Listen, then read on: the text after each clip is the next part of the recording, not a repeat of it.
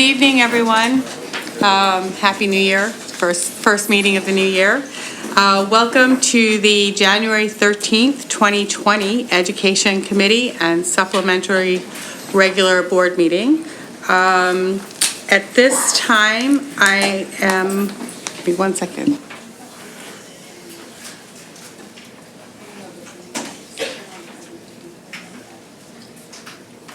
Excuse me.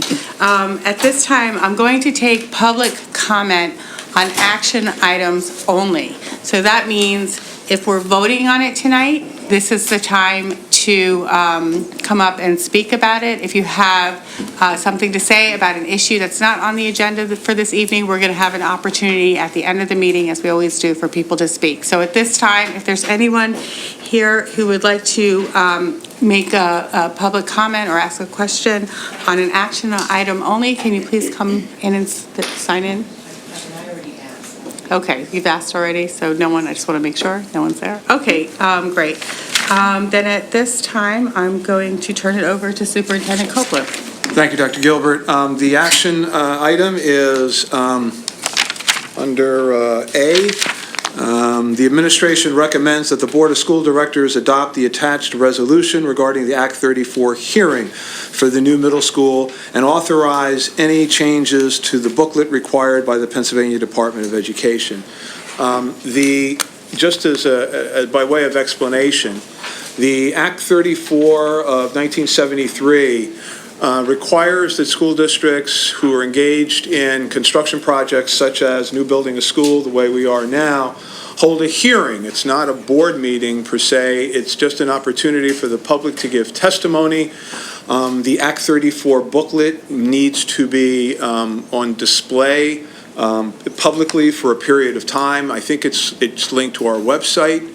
I'm looking at our architects out there, they're shaking their heads. And folks will have an opportunity to view the plans, the rationale for the plans, the specific look of the building, the cost of the building, and everything like that. And then at the Act 34 hearing, which is scheduled, I believe, for February 10th, they're shaking again. The presiding officer at that meeting will be Ken Roos, our solicitor. I will give testimony. Some of our professionals will give testimony. I imagine the board members will be there, but not sitting as we are now, sitting more in the audience. That takes place at 6 o'clock. And as I said, it's not really a hearing. It's not really a meeting. It's a hearing. People are free to give testimony, but people are also free to give testimony at other times, which would be delivered to the Pennsylvania Department of Education. Great, thank you for that explanation. Are there any questions at this time from board members? No, is there a motion to approve? Thank you, is there a second? Second. All in favor? Aye. Opposed? Abstain? The motion passes. This evening, the second part of our assessment presentation, Dr. Everslag, Dr. Paul will be talking about the state assessment data. This is a presentation which is in large part was given at the curriculum committee of the board. It is our annual opportunity to provide for the board and the public where we stand vis-a-vis state assessments. And so I'll turn it over to Dr. Everslag. Thank you, Mr. Copeland. Good evening, members of the board, community. Thank you for joining us.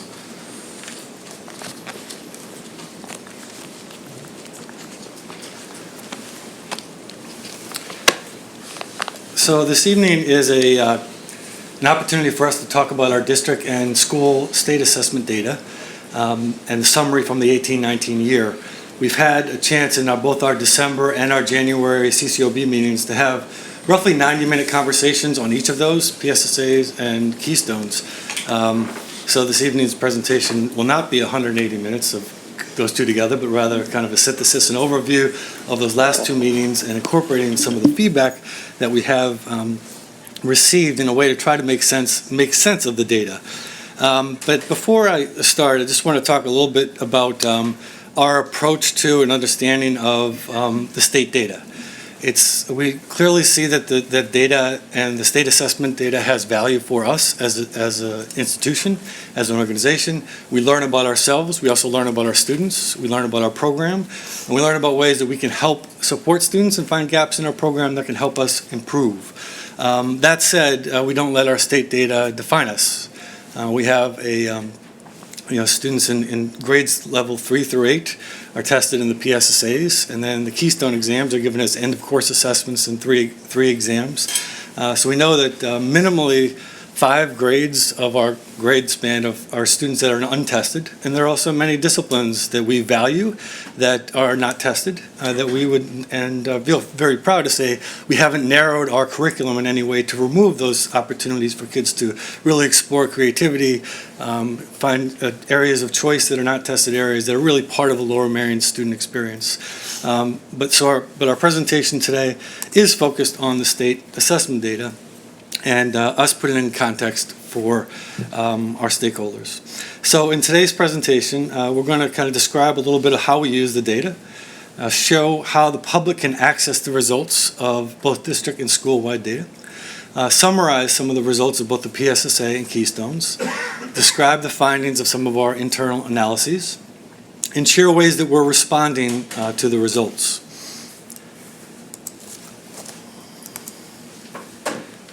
So there are multiple ways that this data can be valuable to our work. Certainly the public and members of our own organization can access high-level summaries that give us a general sense of how the district is doing in those tested areas, as well as how each of the 10 schools are doing individually. And then we look at that from a central office perspective, and we're going to look at trends and patterns within our grades, within our schools. What are areas that we're doing well? What are areas that we see across the district as areas that may need improvement? How are our subgroups performing? How is the district curricula meeting its objectives? And are there any instructional gaps that we need to respond to? And then we take that data to the building level. And that's, as data becomes more and more local, it becomes more and more relevant. So it's important for us to help our educators make sense of the data, or help teachers know how they can take data and make it actionable. And so our building level teams also work with our central office administrators to try to make it really relevant at the building, because sometimes you'll see trends at a local building that might not be consistent with the data trends across the district, but might be really important and relevant in that school. Those local plans are captured through our learning plans. So what we have is each principal is tasked with, the principal being kind of the owner of the building level learning plan. But the learning plans are developed in consultation with members of the curriculum team and district office team. But more importantly, they're constructed with teachers. And the teachers are actually looking at the data that is relevant to their building and working on actionable strategies both at the building level and for specific students that can help measure and monitor growth for those students. So there's 3 parts of the learning plan. There's first of all, individual students that might have individual students that might say this student might need a particular support or service within the school. We might offer that student one-to-one tutoring or some of the other many services that we may offer. We may just require a different intervention strategy for a student.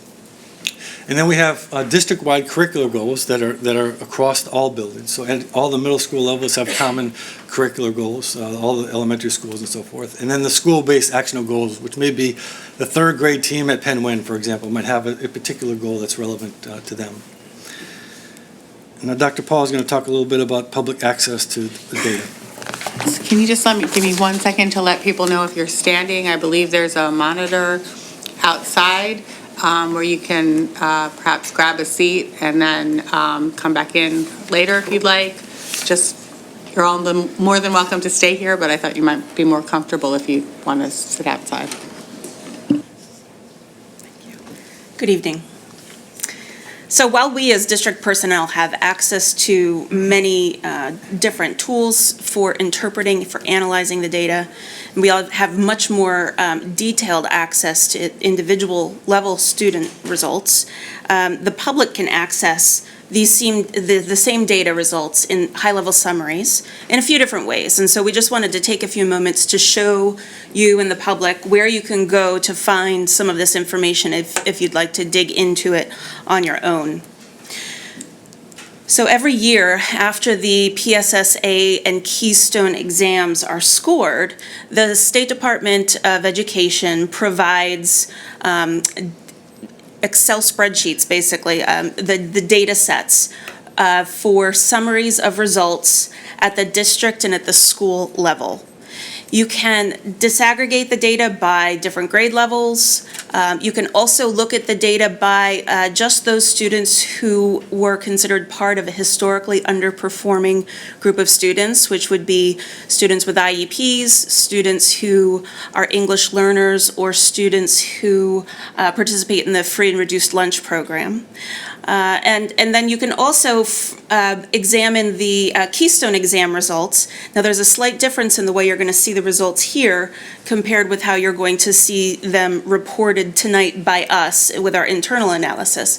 So the Keystone results that you could download from the Pennsylvania Department of Education, they report the results of the best scores of the junior class. So the Keystone exams are end-of-course exams, Algebra 1, Biology, and Literature, and they're taken at various points throughout the secondary school experience. So the state banks the best scores from the students, because if they don't meet proficiency the first time they take the exam, they have an opportunity to retake the exam. And so over the course of all of the attempts that the student makes at the exam, the best scores are banked and then saved and reported during their junior year. So when you examine the results from the Pennsylvania Department of Education, you'll see the best scores of the junior class for the Keystone exams. PSSAs are disaggregated by grade level. You also, at these in these data files, will find out the number of exams that were scored each year, so the number of students who participated. The second source of publicly available information that we'd like to share is that of PVAS, the Pennsylvania Value Added Assessment System. So value added is a type of statistical model. It's growth modeling. And this is a technique for taking achievement scores and data from over time and estimating how students do compared with how they their past, their testing histories. So when we look traditionally, we look at PSSA or Keystone exams from year to year. We say this percentage of students was proficient and advanced one year, and then the next year, a different group of students, this percentage of students were proficient or advanced. And you're really comparing two different groups or cohorts of students when you look at just a PSSA proficiency rate from year to year. So what PVAS does is they actually take the individual histories of students longitudinally, and it's a way to calculate whether or not students made an annual year of expected growth. And so when you go to the public access piece of the PVAS website, you're going to have access to a couple of different screens, but I would point you toward the scatter plots. And we're going to show you a lot of scatter plots throughout the presentation this evening. But on those scatter plots, you're going to see two different points of information. The first is going to be an achievement value, which is the average of the group achievement expressed as a normal curve equivalent score, an NCE score, or as a scale score. And you can see where our students on average have scored compared to all of the other districts and schools across the state. And then the other piece of that scatter plot is going to be a growth score. And I just want to take a minute to explain a little bit about the growth score. So the growth score, an annual growth, average growth index, is a value that describes whether the group of students, as a group, whether they maintained their level of achievement compared with previous levels of achievement, whether they gained in their level of achievement, or whether they fell behind. And so we would expect every year that students make at least 1 year's worth of growth, which on a growth value would be expressed as a 0. Right? They stayed on track. They didn't move up or down in their level of achievement. They maintained their position of achievement within the larger pack of test scores. And so anything that is a positive value to the right of the 0 on this number line is going to express that students made more than 1 year's worth of growth. And for each kid, that year of growth might be different depending on where they started. But this statistical model allows us to get a better sense of whether or not students are on track to maintain their level of achievement from where they started, whether they are gaining or whether they are falling behind in terms of their relative level of achievement. So this is a much more nuanced approach at looking at student performance rather than just saying, the student was proficient last year and the student is proficient again this year.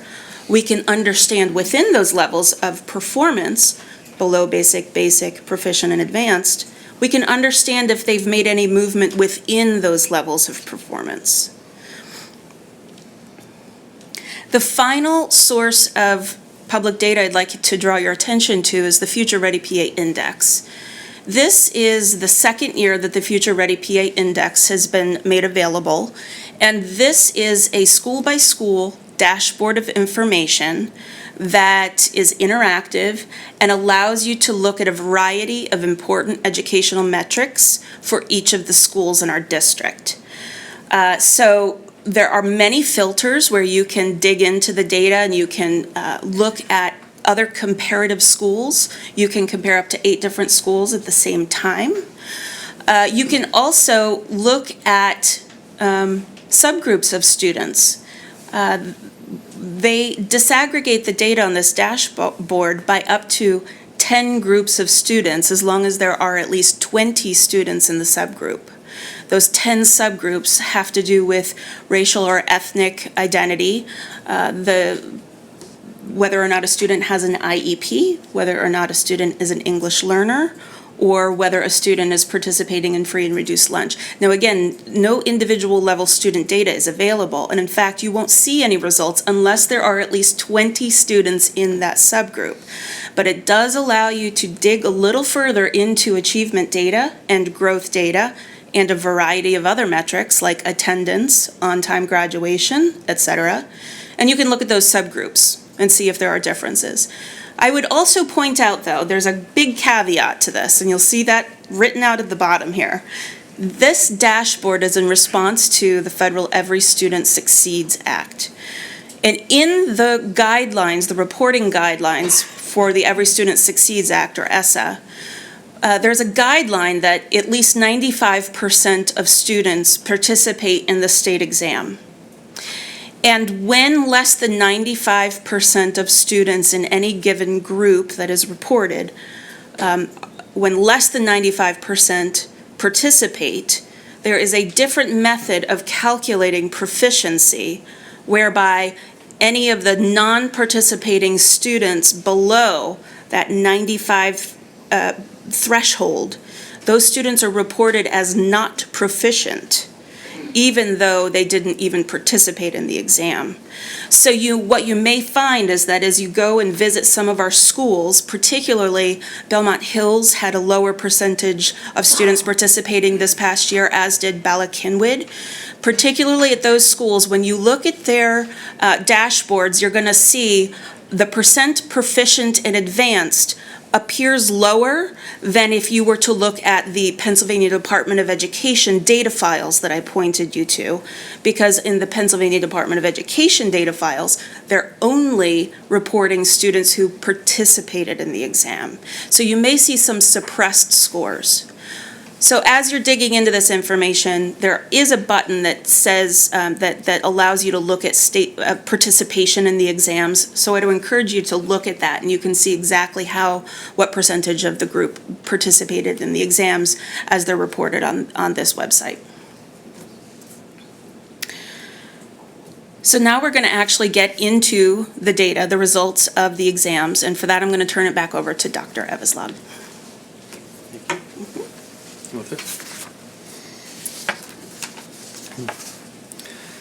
So we're going to look at each of the 3 tested areas and kind of combine both the PSSA and Keystone within tested areas. So we'll talk about English, then math, and then science.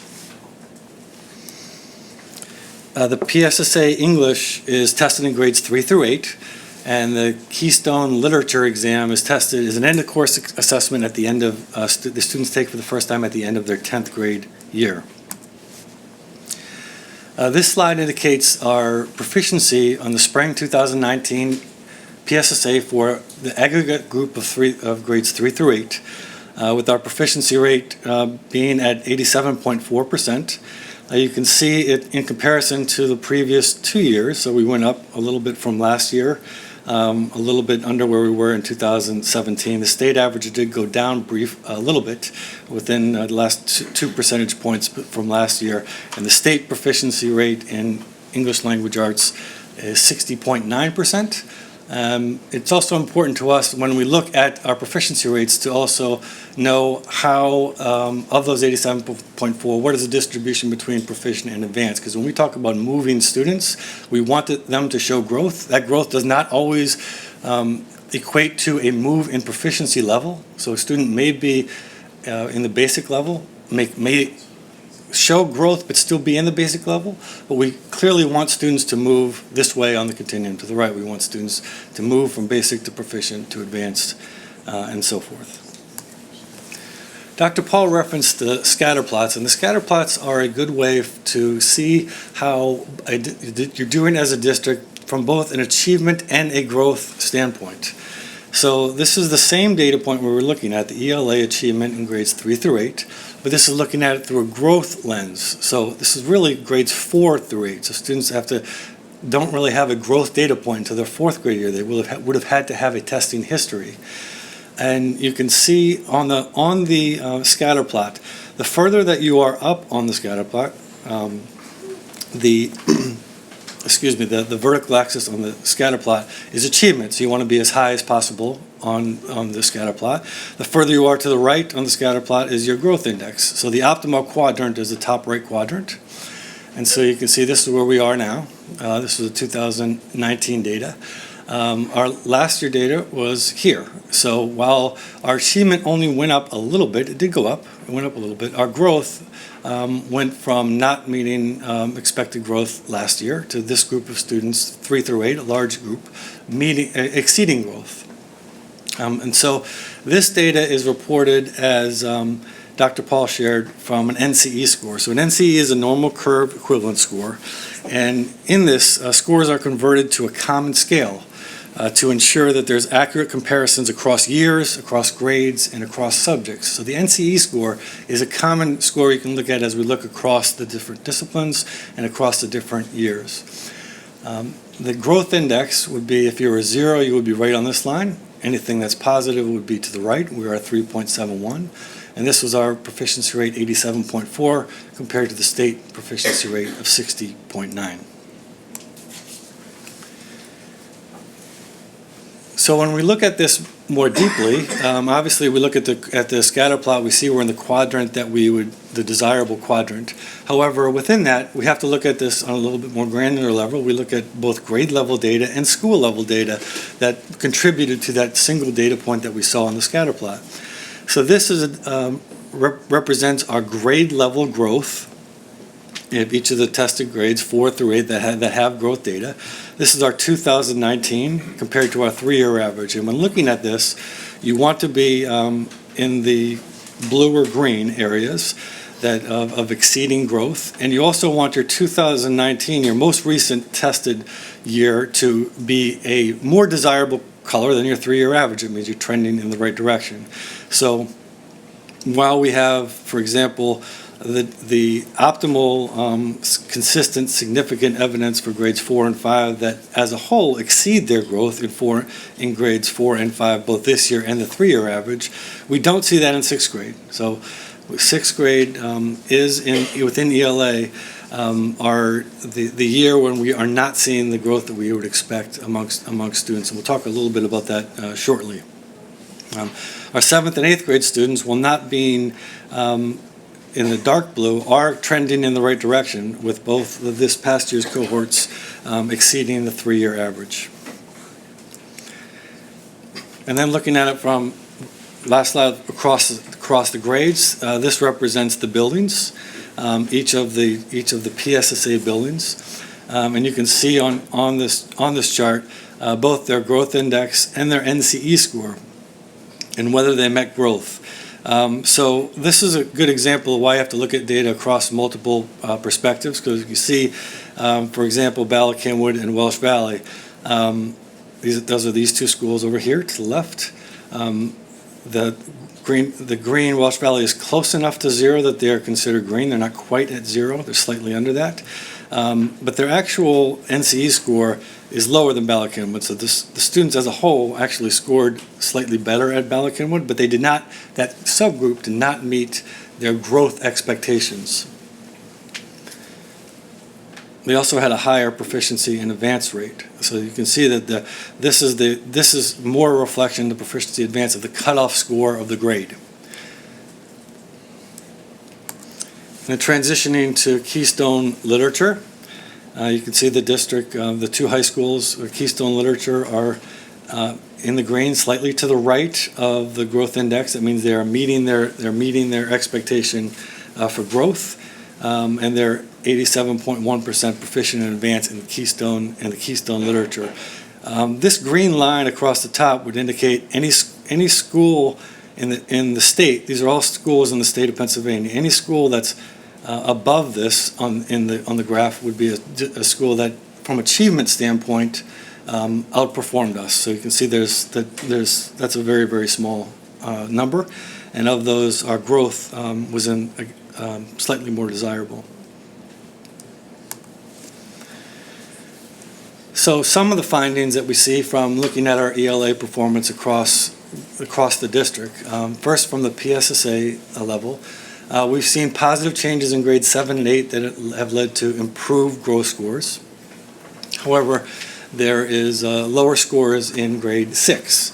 Also, when looking at our achievement gap data, where we break down by ethnicity, of the three disciplines, the area in ELA is the area that we have the most work to do, that we have not seen the narrowing of the achievement gap by race and ethnicity on this metric in grades 3 through 8 over the past 3 years that we would hope. Regarding our Keystone exam, overall as a group, our students did meet the standard for growth. However, when we look at our Keystone exams, we also look at what we call a quintile analysis, and the quintiles look at which of our students are growing and which are not. And so our highest achieving group of students and our lowest achieving group are the groups that did not meet the standard for growth. So your overall growth is good, is desirable, but we see that within our data as we break it down, as the highest achieving quintile was not demonstrating growth. Now, in years past, we saw that across the board in ELA, especially at the middle level. We've seen big improvements in that area, but they're more pronounced in 7th and 8th grade, which are with our higher level students also demonstrating the necessary growth. It is an important talking point with this that it is a myth that high-performing students it's harder to meet growth or harder to attain growth. The growth in this from this metric is equally, every student has a statistical opportunity to move forward and attain growth by this measure or meet their growth. And as a celebration from the Keystone exam, and this was a data point from the Future Ready Index, would be that every subgroup in the junior class is meeting their gap closure interim targets. So there are a lot of subgroups, as Dr. Paul shared, in each school, and each of those subgroups has a goal to close their proficiency gap, the gap of non-proficient students to proficient. And so every subgroup in the junior class is meeting their interim goals of gap closure. And just some ELA responses, how we're responding to these through several lenses, from an instructional lens at the ELA level, more explicit teaching of skills and analysis, with areas of text-dependent analysis and conventions were the areas of curricular areas that we have identified as the areas that need the most level of focus. We did under the direction of the superintendent, start a task force to look at growth on the PSSA, and came up with a 3-year plan to address some of our text-dependent analysis, and this is the beginning of the second year of that. We have shown growth in that area. That is a strategic initiative, but that's in the midst of a 3-year plan. We also focus on with the curriculum, what resources we are using, and bringing in and introducing more complex texts to students. For example, in 6th grade ELA, the Giver is being a text that all of 6th grade across the district in ELA is using. That has typically been sometimes a 7th grade text, but it is a complex text, especially for 6th grade. So equipping teachers with instruction on how to make sure they're attacking those texts in a way that makes sense to help develop those skills is an important part of this, our move towards closing these growth gaps. So transitioning to math, math similar to ELA is tested in grades 3 through 8 for the PSSAs, and then students are tested at the end of Algebra 1. So the end of Algebra 1 is, you can see a wide range in our district, where we'll actually have some students in as early as 6th grade to take Algebra 1 in the Keystone, but most of our students are in the range of 7th to 9th. We have some students in 10th. Whenever you are in Algebra 1 at the end of that course, that's when you take the Keystone exam. So an overwhelming percentage of our students take the Keystone exam for the first time in middle school. Now, as we switched our math sequence in the past year to the integrated sequence, students will be testing at the end of Integrated 2.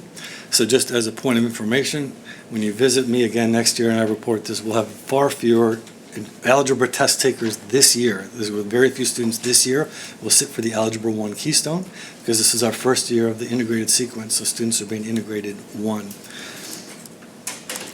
So looking at our math scores across the last few years and across the state, you can see our proficiency rate was 77.9%, which is an improvement over the last 2 years. So the scores in math have gone up, while the state average has gone down. I will say that there are trends across math that are disturbing across the state. The gaps, the ethnic achievement gaps are really unsettling across the state and here.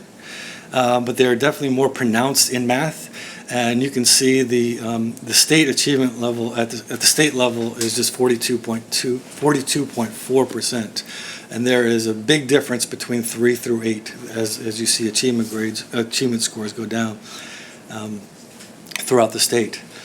But if you look at our 77.9 on the scatter plot, you will see that we are, again, in the upper right quadrant, which is what we would hope for every year. We were not there last year, so both our achievement and growth have improved in the 2018-19 administration of the assessment. And our NCE score is 69.01, which is the highest NCE score in the state. Dr. Paul has instructed me that does not necessarily mean you have the highest scores in the state, but I disagree, although I don't want to get in a statistical argument with her. I don't win those typically. We're the top dot for sure. We drew the line. There's nobody above us. The growth index is also desirable at 5.33, which is really the growth that we had been seeking. And you can see the differences between our proficiency rates and the state's here. Breaking that down on a grade level, you can see significant evidence that grade 4 and 6 exceeded growth 4 and 6. Grades 5, they demonstrated more. 5, 6, and 8 demonstrated more growth in the past 3 cohorts. But 7th grade is like 6th grade in ELA, 7th grade in math is our area of our primary concern. Now, one thing to note of math that you see is as more and more students are accelerated in math, they are further removed from the test assessment that they're actually testing. So we have students in 7th grade that may be in geometry or even Algebra 2, rarely but possibly, that one would think you would know the 7th grade standards if you're in geometry, but you're far removed from the instruction of that.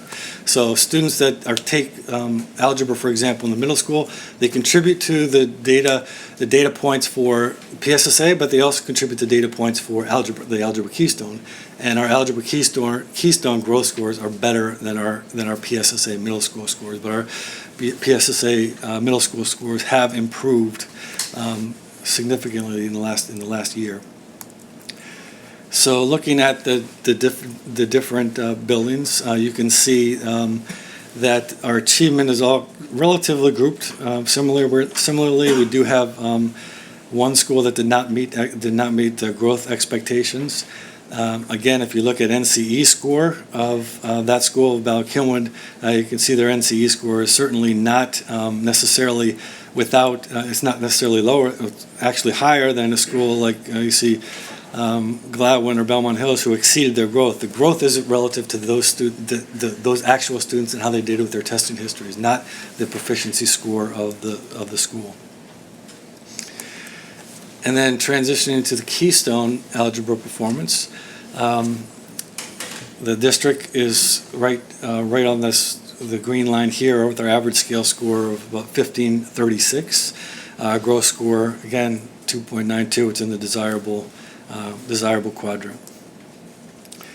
And then if you break that down by schools, this is a visual that sometimes is initially perplexing with your middle school achievement being higher than your high school achievement. But as reference, these are your students in middle school that are taking your algebra keystone are your higher performing students, your students that, they may hit algebra in 6th, 7th, or 8th grade. The students here that are still meeting growth and they're still above average. They're in the desirable growth standard here with blue, but the scores at the high school level are on par with the average state score, which is not viewed as a disappointment when we think of it as far as where students are in their math sequence. And some additional findings in math. We had the highest NCE score in Pennsylvania on the PSSA in grades 4 through 8. The achievement gaps by race and ethnicity have been narrowing over the last 3 years in math in a way that we would hope, with the overall proficiency growing and the achievement levels of the subgroups growing, but the gap is still pronounced in both the district and across the state. And the groups of students in grades 4, 5, and 6 met or exceeded the standard for growth. 7th grade continues to be an area of concern. At the elementary level, growth looks good and achievement does look good.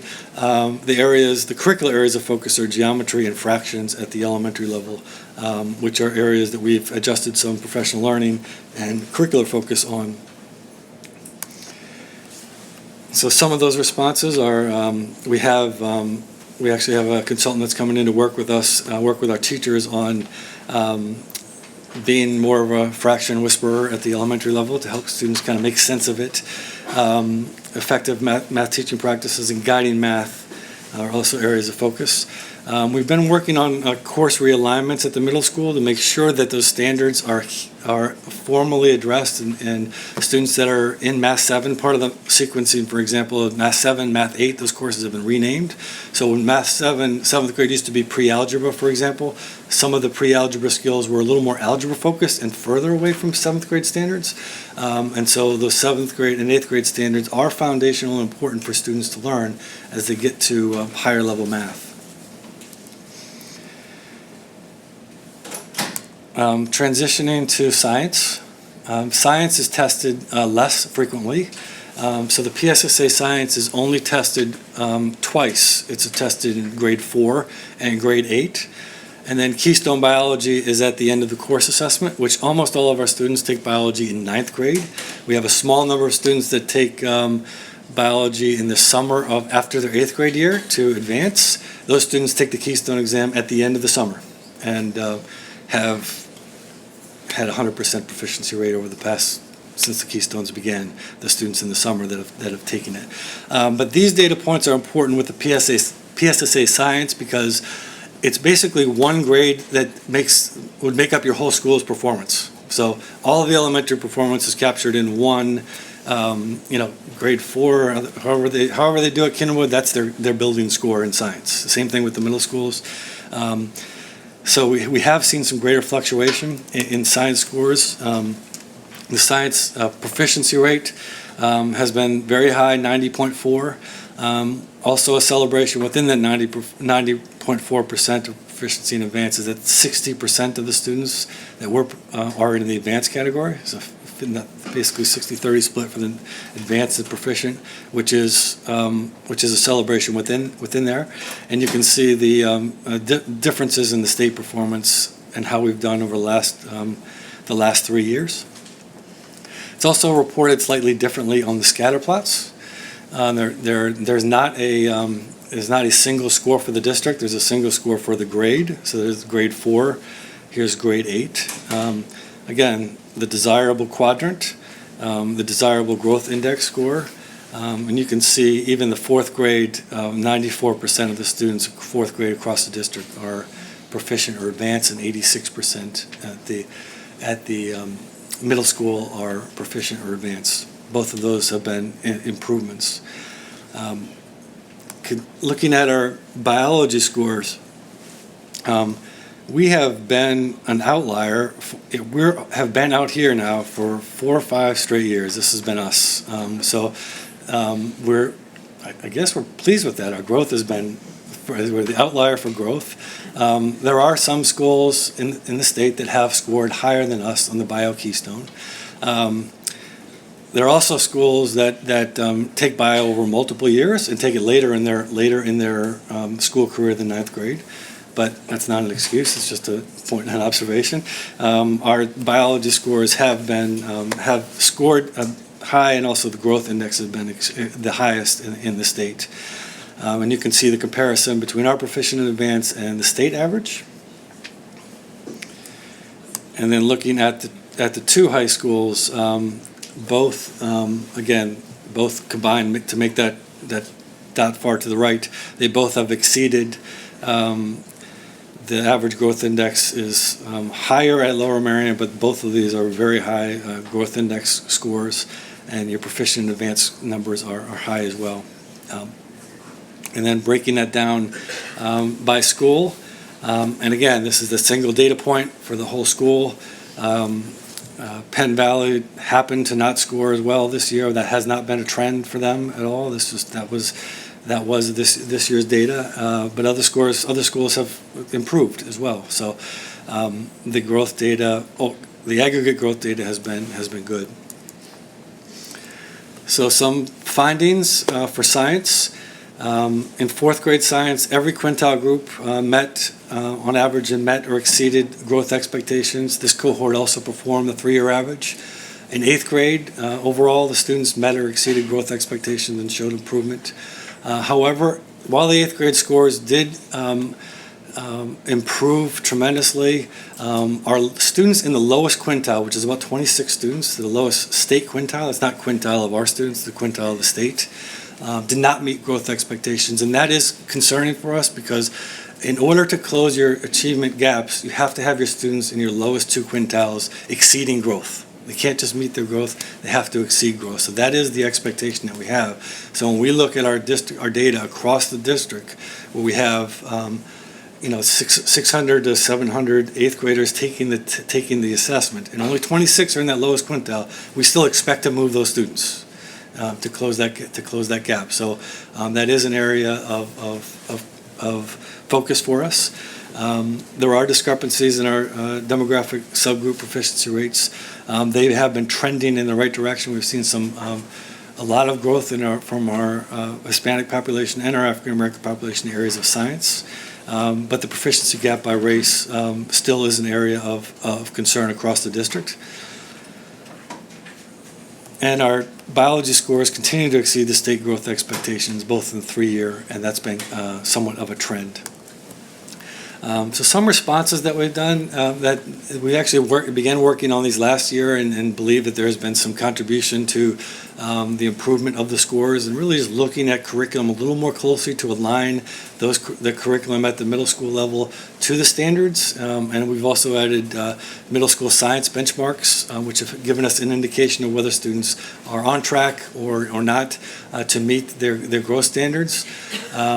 And so the curriculum, our curriculum is 6th grade earth and space science, 7th grade is life science, and 8th grade is physical science. And so the 8th grade PSSA covers all three of those. And so it is one of those assessments that, while it is kind of a reading-based assessment, there also it is content-focused, and the content is over 3 years. So students are being tested on content that they had 1 or 2 years ago. But that's one of the reasons we've incorporated the benchmarks, to try to get a sense of where students are in relation to where we expect them to be. And we've been really focusing on inquiry-based instruction, both at the elementary level and at the secondary level.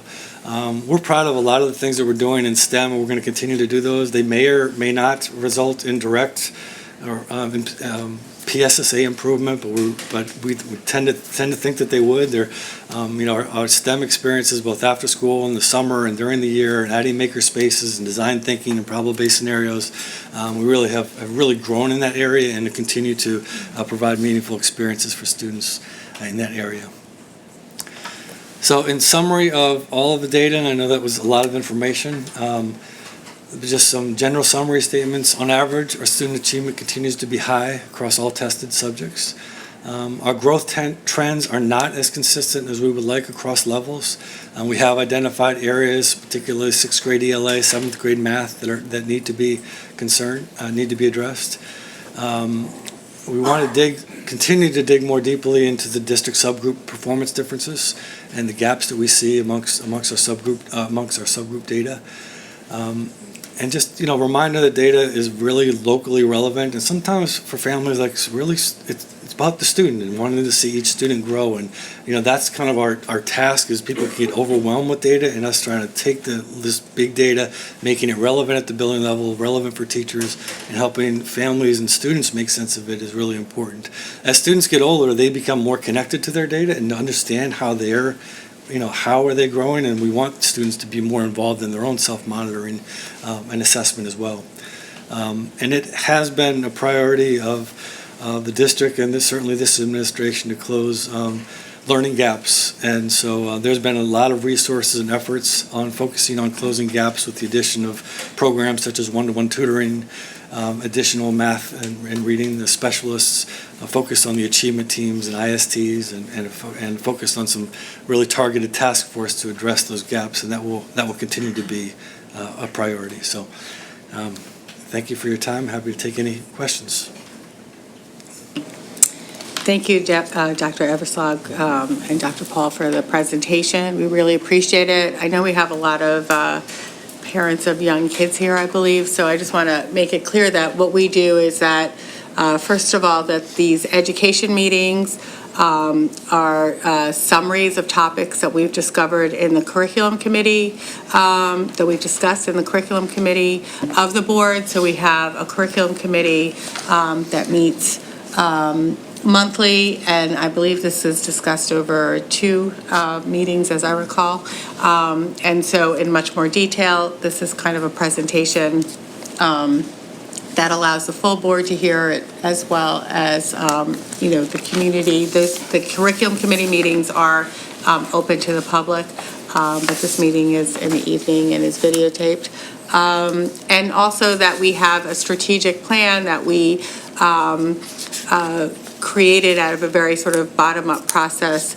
In 2014, it was adopted, and it's a plan that emphasizes transformative curriculum and student-driven schools, as well as other things. But I just want to make it clear that, I know that the district has used this data to be able to help us, understand what is going on with students and where it is we can improve, but it's not the only data that we use, and that we are not attempting just to sort of teach to the test. I know that's a big concern in our community, and I just want to be clear that, because you've hit this meeting, that this is not what we spend every meeting talking about. Having said that, it obviously, I believe, is used to sort of be able to have an idea of the kinds of things it is able to talk to us about and how we can address it. So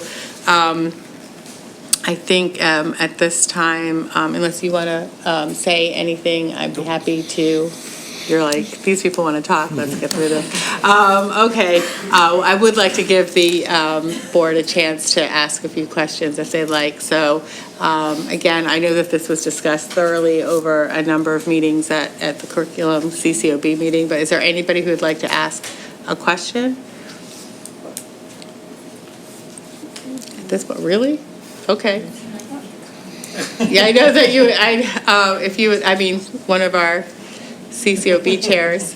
So, well, I do think that I'll ask a question then is that one of the things that we've consistently been trying to, we want to ensure that all of our students are, as you've said, making progress in all different kinds of areas. But I know that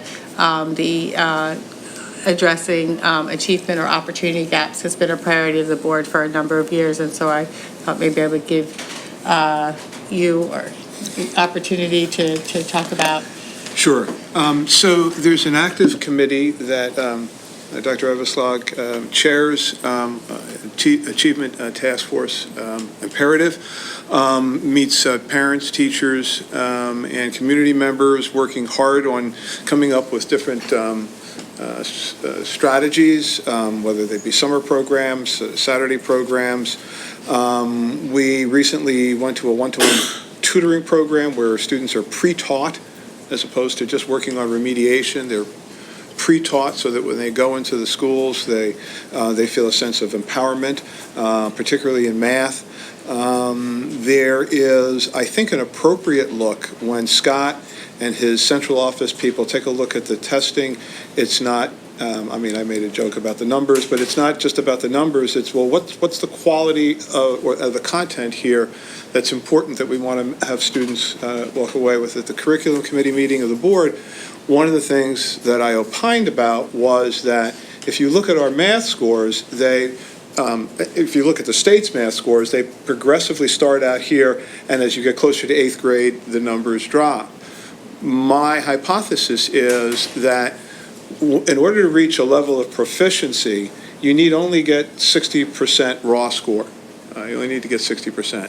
So if we're only supporting kids who are below proficiency, there are a whole lot of kids who are doing okay, but that's not good enough as the math skills begin to get more progressive.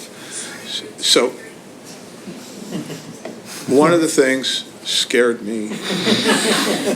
One of the things, I thought I said it, one of the things that I think we have to come to grips with is that particularly at the younger grades, the target is advanced, not just proficient, so that there's a solid grasp of mathematics before you get into the more conceptual. So we're starting to take a look at that. Scott, do you want to talk more about it? Well, there's so much that we're doing with the Achievement Imperative Task Force, and we'll be bringing to the curriculum committee of the board a lot of those strategies that we have assumed as a district to try to address those achievement and opportunity gaps and ways that we are measuring opportunity for students. But we want to, diving into that gap data is important to us, but it's also very nuanced and requires it requires some a little more of a complex overview. So we're excited about bringing that information forward to this group in the future and talking about ways that we're partnering with the community and working with stakeholders to try to address those. Go ahead. So you mentioned briefly the summer biology program before 9th grade. Is that considered an advanced program, or is that sort of a remedial program? Because I was just thinking that if it were something that were more widely open and we could encourage some of our students that were in the achievement gap, to get into that program where everybody's so supportive and scoring so highly, that might do us some double duty there. So we have several summer programs. The one I was referencing with bio is traditional summer school, which most of our students take for advancement purposes. So they take courses over the summer that they may be taking in the upcoming year to give them greater flexibility or take another course. So that has been the profile of the student that's taken biology in the summer.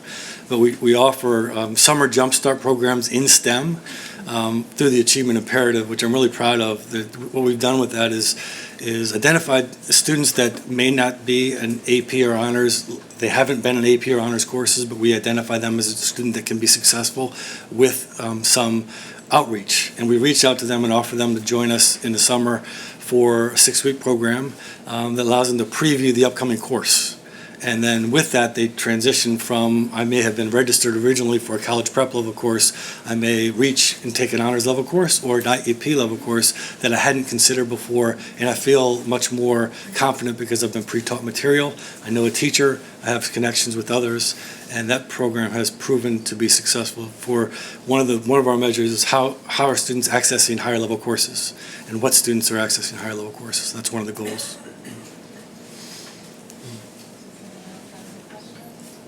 Go ahead, Lucy. I wanted to ask about the math scores and the new integrated math program.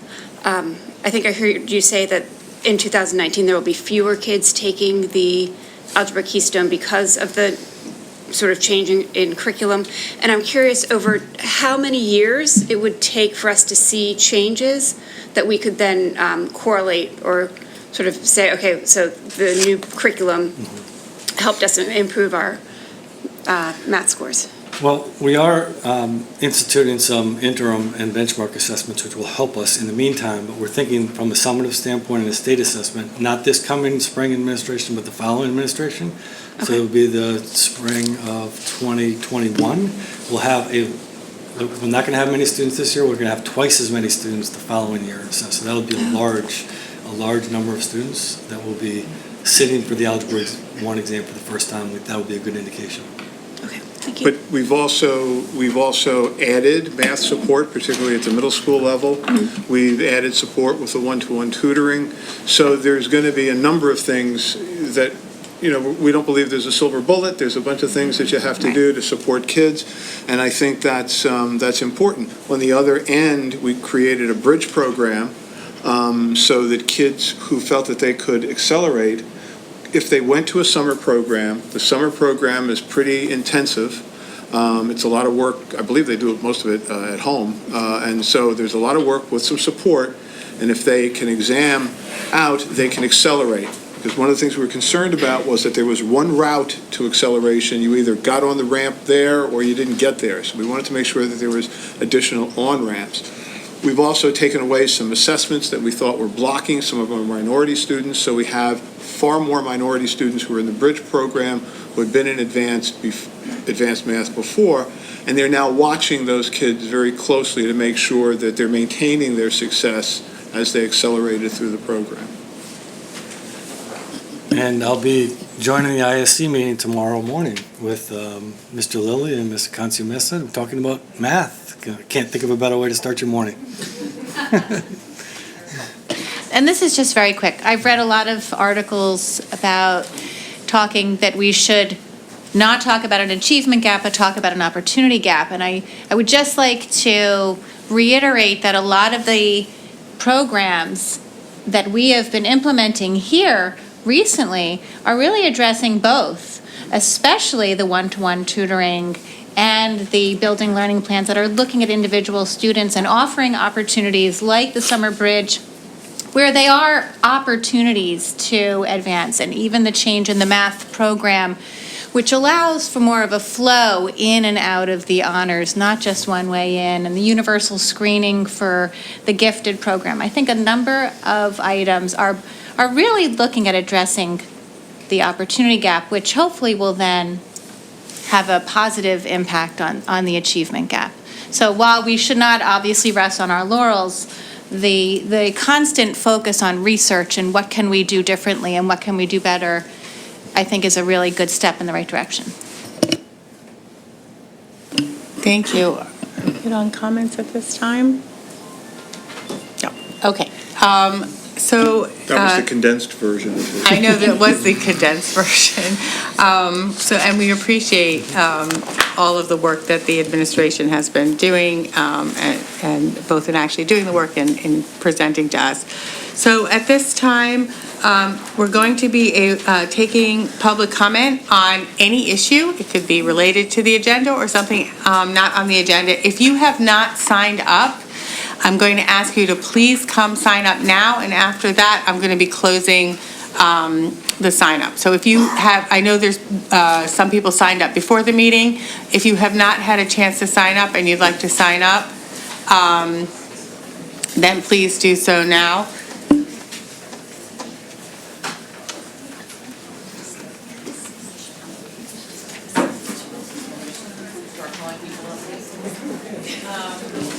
Yes, we can,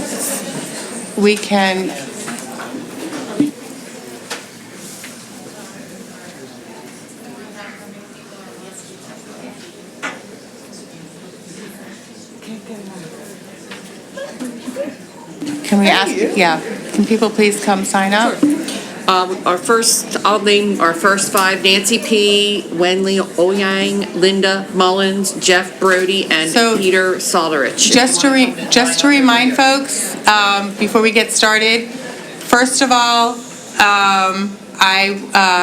when you come up, please state your name and generally where you live in the district. Okay, so you've got to state your name and where you live in the district. You have 3 minutes to speak. I caution you that we are being videotaped and that we cannot edit the tape. So if you're going to speak about your child, recognize that you're on videotape. And then I think those are the main things, correct? So if the first person would like to come up and begin, that would be great, even with all these people around. If you could go ahead again. Denise, are you able to start? Yes, Nancy P. Yes, Okay, I'm right you can. here. Do you want me to? They're there. Yeah, I Okay. just was making sure you knew that we're going to start. Okay. Okay, thank you. Thank you. My name is Nancy Polychronopoulou. I'm from Barla, Kinuit. I'm the mother of 2 little boys and an assistant professor of instruction in computer science at Temple University. I understand and strongly support the need for a change in our school start times. Some of the children in our district are suffering, and this is unacceptable. However, if the proposed change is implemented, there will still be children in our district that are suffering, and this will still be unacceptable. No school should start this early. And there is no doubt that our elementary school students will be suffering, as there are no doubts for the long-term consequences that will be caused by such a change. You have seen the research that report the direct association of early start times with increased behavioral problems, poor school performance, and more student absences. You have seen research associating sleep deprivation with increased anxiety rates, reduced cognitive performance, and increased behavioral problems. And you have also seen research that explains that evidence of an early shift in circadian rhythms have been observed in children as young as 4 years old, making for them sleep deprivation unavoidable. You have also been parents and realized that the sleep time of younger children is mostly determined by the parents' work schedule. You may have also heard that starting elementary school early would not lead to sleep deprivation. But this is not true, and as parents you know it is not true. You may have gotten confused because you were presented by a study by Dr. Appleman, in which students in grades 3 to 5 completed a self-administered sleep survey before and after their start time changed from 8:20 a.m. to 7:45. Based on this data, the survey concludes that school start time change did not decrease the total amount of sleep as reported by the students. But the multiple shortcomings of the study necessitate caution when reading these findings. Dr. Rao, an associate professor of neurology at University of Pennsylvania, Perelman School of Medicine, and faculty at Penn Sleep Center, with 2 NIH R01 grants for sleep research, is a domain expert. He read the study and wrote an official review in which he mentions, "In my opinion, this study has several major and significant flaws in its research methodology, making the conclusion fully inappropriate and misleading." A full list of shortcomings has already been shared with the board. In addition, the raw data of the study do not contradict the argument that the morning and afternoon family routines will be severely disrupted. On the contrary, pre-change, third graders reported 1 hour and a half between wake time and bell time, while post-change, they only had 48 minutes to get up, have breakfast, get ready, and get to school. Even if third graders can complete this monumental task, younger children cannot. Third graders and fourth graders also reported a bedtime of 8:20 p.m. to give them a bit more than 10 hours of sleep. Younger children require up to 2 more hours of sleep. You can see how this will bring the bedtime to us. Your time to is up. 6:30. But if you would like to just email your comments to us, that would be great. We'll read them there as well. I was done by 6:30, so it's Okay, all right, great. Thank you. Thank you for your comments. Next person? Give me a second. Do you want the laptop back? No. It's connected. Yes, I hope I haven't started counting the time yet. Just state your name, please. Okay. Hi, good evening. My name is Wenli Ouyang. My husband and I raised 3 children in Lower Merion. We adopted our oldest one when she was 12. She went to Balakinwood Middle School and graduated from Lower Merion High School 4 years ago. My middle one is a 7th grader at BC, and my youngest one is a 3rd grader at Merion. I'm here to share my thoughts on the school start time. First of all, I want to mention, I fully support and understand the initiative to start high school later. I believe starting high school later is necessary. However, I also believe we need to create a more comprehensive and inclusive proposal for all ages. As some of you may know, more than 800 parents signed a petition to express their concerns on the proposal new schedule. Many parents voluntarily share their thoughts and their family situation. I know some parents may not make the meeting tonight, so I will quote 2 comments here, and I will also share my own family schedule with you. One parent said they seem to be operating on the assumption that younger kids wake up early, and that's not true. Our daughter will be in kindergarten next year, and she has plenty of friends in pre-K who routinely wake up between 7 and 8 a.m. Her bedtime is 7:15 p.m., and if we push it early, most nights she won't have time with her father. It's not just about sleep, but also about quality time with family. And another parent said, my 7-year-old first grade twins already struggle to get up in the morning by 7:30 and out the door by 8:30 in time to make the bus. We are always rushing in the morning, even on the current schedule. Meanwhile, our 13-year-old 8th grade is able to fend for himself much easy in the morning and has not have any challenge to get to school on time. For my own family schedule, my girls typically have dinner around 5 and go to bed around 8. My 3rd grade gets up around 7:30 and often rush to the 8:30 school bus. For my 12-year-old 7th grader, she has set up a good routine and got enough sleep during her years in the elementary school. Beginning her 5th and 6th grader, she naturally wakes up early by herself and is much faster to get ready to school. The middle school students also have fewer homework and after-school jobs than high school students, so they can still go to bed early. As a parent of a current middle schooler and elementary schooler, I strongly support that middle school starts before elementary school, like the Radina schedule.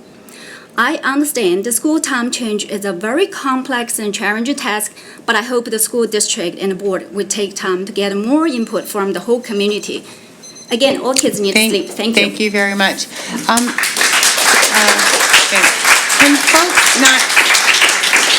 Can folks not stand behind the speaker when they're speaking because of, I don't know, videotaping? I'm not sure. The video camera, the people taping don't like that. So I was in the wrong So if you could spot. just stay where you, it's no problem. You weren't asked not to stand there. I'm just saying now, I got I'm a a rule message to ask follower, people. so. It's really no problem. Welcome.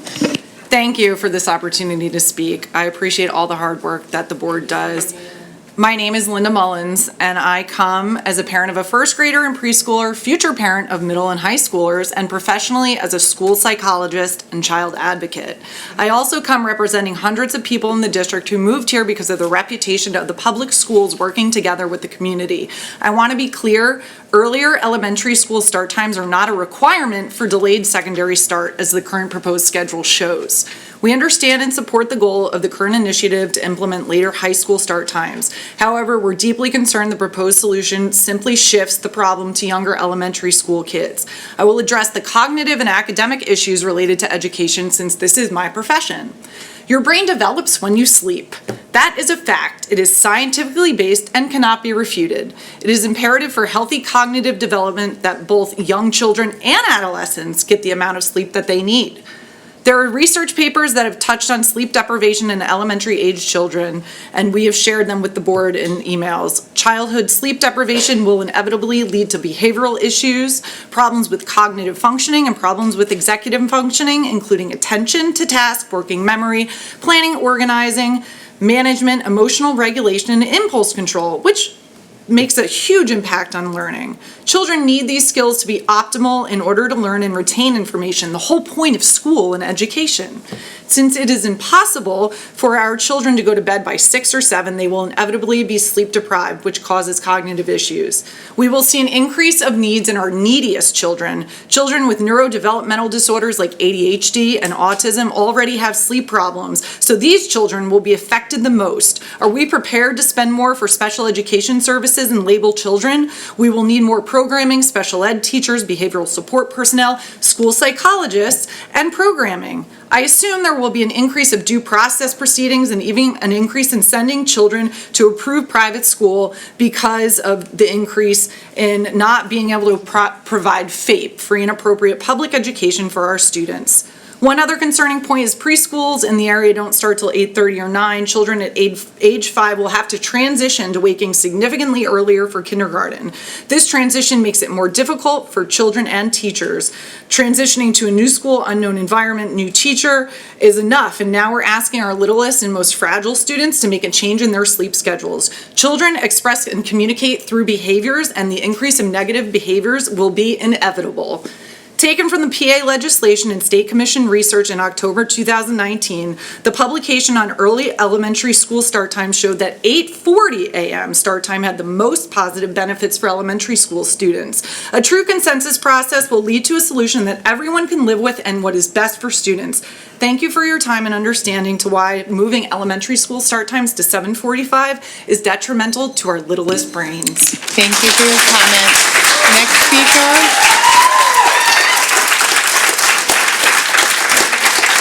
Can we have the next speaker, folks? Let's let the next speaker also be able to speak. Thank you. Hi, my name's Welcome. Jeff Brody. I'm a current parent of a Kinwood kindergartner and fourth grader. To preface my comments, I want to just let you know that I'm looking at this from my family's perspective as a Kinwood, BC, and proud LM parent. I am looking at this over the course of what their life will be like here in this community. I'm not going to repeat the reasons what have been previously stated and what will come after me because I agree with them. The 7:45 a.m. start, not a good thing. But what's motivating my engagement here tonight is the fact that when we're talking about sleep and the AAP recommendations, the CDC recommendations, the AMS recommendations, we just can't talk about sleep rhythm. We've got to include sleep duration. It's kind of like saying, it's a new year, right? I want to get healthy, so I'm going to go to the gym 6 times a week, but I'm still going to eat the Doritos and ice cream every day. It just doesn't make sense. So there's a very strong possible alternate solution, and that is the secondary shuffle, as coined by Radnor School District, putting the start order at middle, high, and then elementary. This order hits all of the priority musts, priority wants, and other wants as presented by Trago Ed and reiterated by our own district administration at their listening sessions. Similar to Radnor, this solution also resolves a lot of our community's current feedback that we've been receiving around sleep cycle, sleep duration, middle school after-school activity schedules, elementary out-of-school dependent care, just care in general, and the financial cost that comes with that. Just, we've already calculated that. That's an additional $5,000 cost to my family next year with this proposed schedule. I'm asking the district administration, the school board, and the parent community to, for the most part, agree to what I am saying, and then we can move on to what time. I think a time, give or take 10 minutes, plus minus, for an 8 a.m. start, and then we see where everything falls after that. I know ultimately we can avoid all this with maybe a 2-tier bus schedule, but it's unclear because we haven't seen the plan yet of what that may look like as far as the acquisition and the logistics behind it.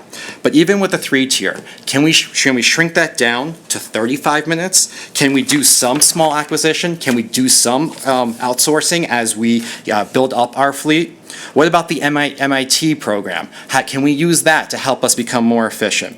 I know the district already stated that we'll need 10 more new buses for the new middle school. And I've already heard that we're going to be using St. Justin's by Welsh Valley to park some of our buses. So we're moving maybe in the right direction, but maybe we can move in the full direction.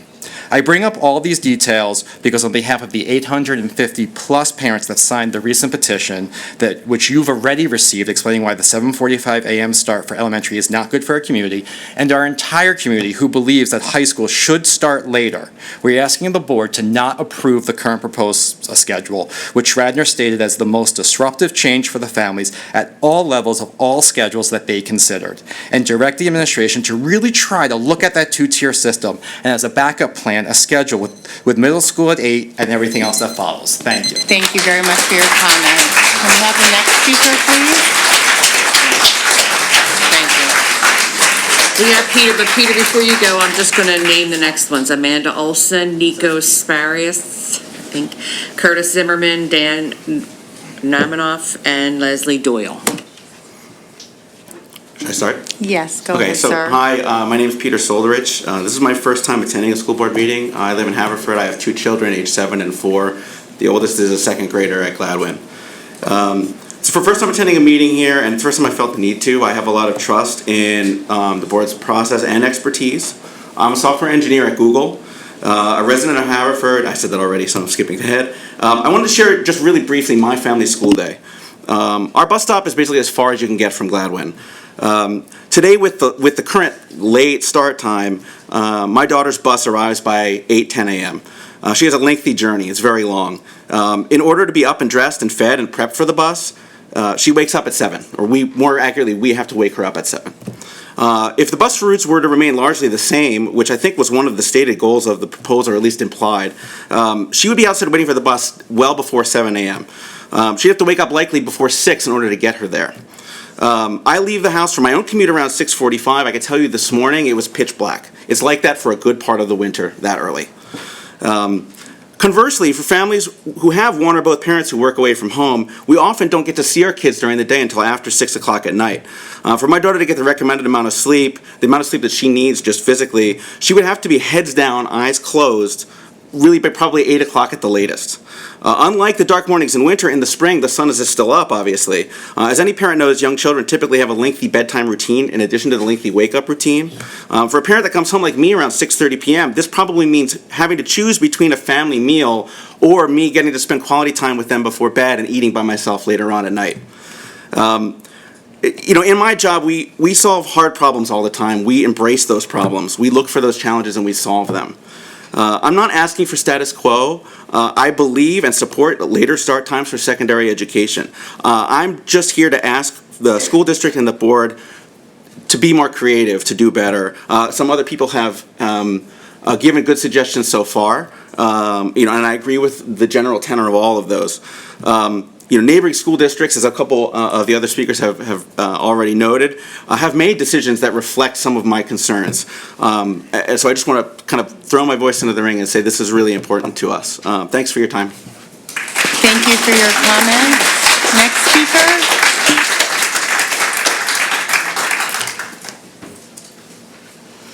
Hi, my name is Amanda Olson. I'm a resident of Bala-Cynwyd. We've talked a lot about busing in the listening sessions and just in general. I'm here to also comment on the negative effects that this time change will have on walkers as well, particularly walkers with young families who are just entering the school system, and specifically families with school-age children, toddlers, and infants in the home. We live 3/4 mile from Kinwood Elementary, and me and my children and I walk to school most mornings year-round. It takes us 15 minutes to walk up the hill of Bryn Mawr Ave to Kinwood Elementary, and Kinwood has a very large walking community. I think there's almost 300 families that walk to school at Kinwood. With the new proposed time change of 7:45 in the morning, that means we need to leave at 7:30, the very latest, meaning we need to start getting ready to get out the door. That's shoes on, backpacks packed, zippers zipped up, and everything by 7:15. Now let's compare that to a family that's a bus family.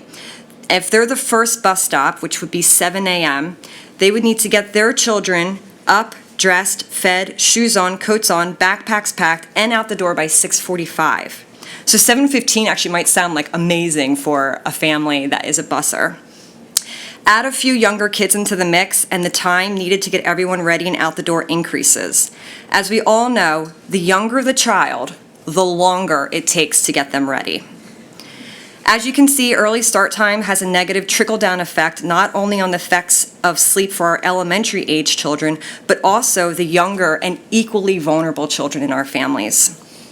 These younger siblings are our future students. We want them to have a positive outlook on school. We want them to have a positive experience in our district. And pushing the early morning burden onto our youngest members in our society, it's not only irresponsible, it's unconscionable. As a board, you cannot approve a 7:45 start time for elementary school children. I don't disagree that we need to change the time for high school, but that can be done with changing middle school to 8 a.m., which is only 15 minutes earlier, high school to 8:45, which would be 25 minutes more than the proposed time, and elementary school to 9:15, which is 15 minutes later than it currently is. That gives you high schoolers more sleep, middle school out of school on time for sports, elementary is just 15 minutes later, older kids can take care of their younger siblings after school, and you still have the 45-minute busing time that you need between all schools. Thank you. Thank you. Thank you for your comments. Next speaker, please. Okay, so my name is Nikos Parveris. I live in Balakinwid. I have two kids, a 3-year-old and a 6-year-old. So I'm speaking in the capacity of two elementary school students, but also as the future high school students. And I can judge based on that as well. I have to care about this also. I'm also a faculty at Temple. I'm a tenured faculty. My field of research is nuclear physics. I deal with tough problems. I'm heavily funded. I'm running a large research group.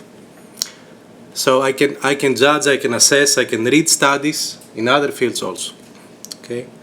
This proposed solution does not make any sense. And I can tell you this as a father, as a teacher and educator. I'm receiving in my arms every semester a couple of hundred students coming out of high school, and I'm teaching them introductory physics. I know the difficulties, I suffer with them, we fight together to bring them forward. I care in any aspect, okay? This thing will have severe implications in elementary kids' health, behavior, academic performance, and will disrupt severely the everyday life in the community. This is a bad solution that has torn our community in half, and I've never seen such a tension before.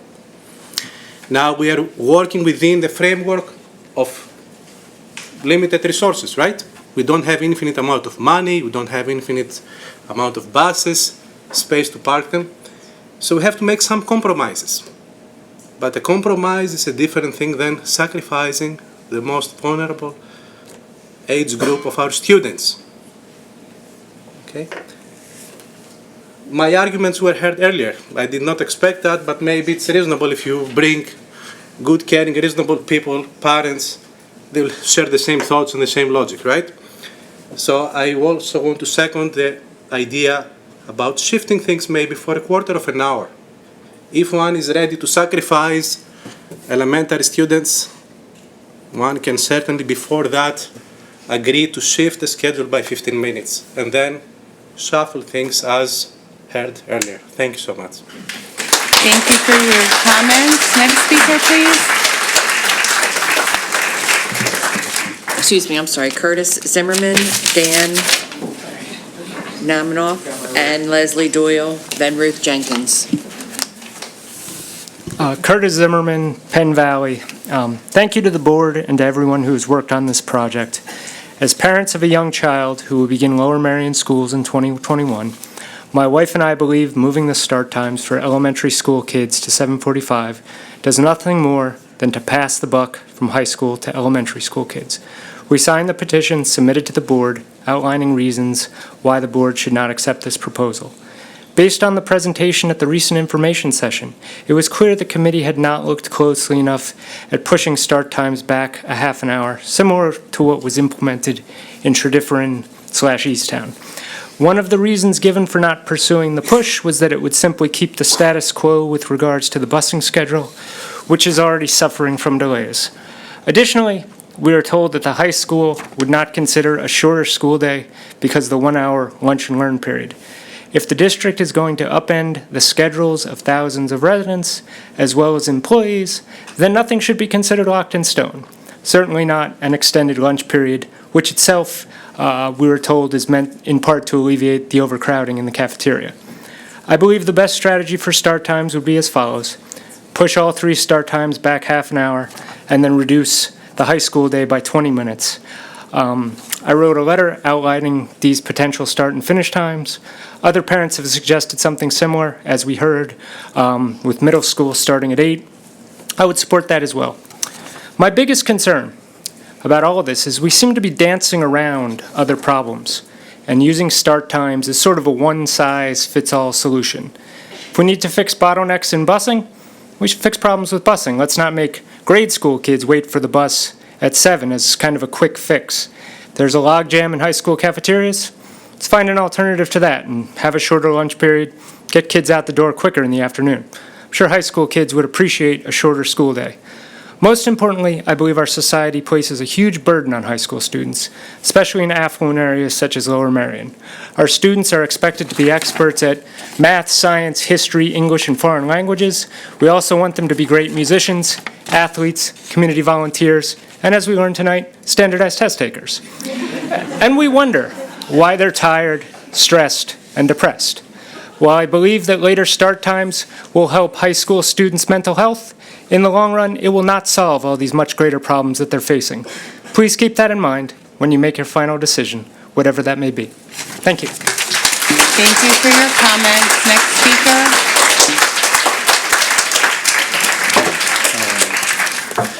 Hello, my name is Dan Nemiroff, so it's pretty, I never heard that one before.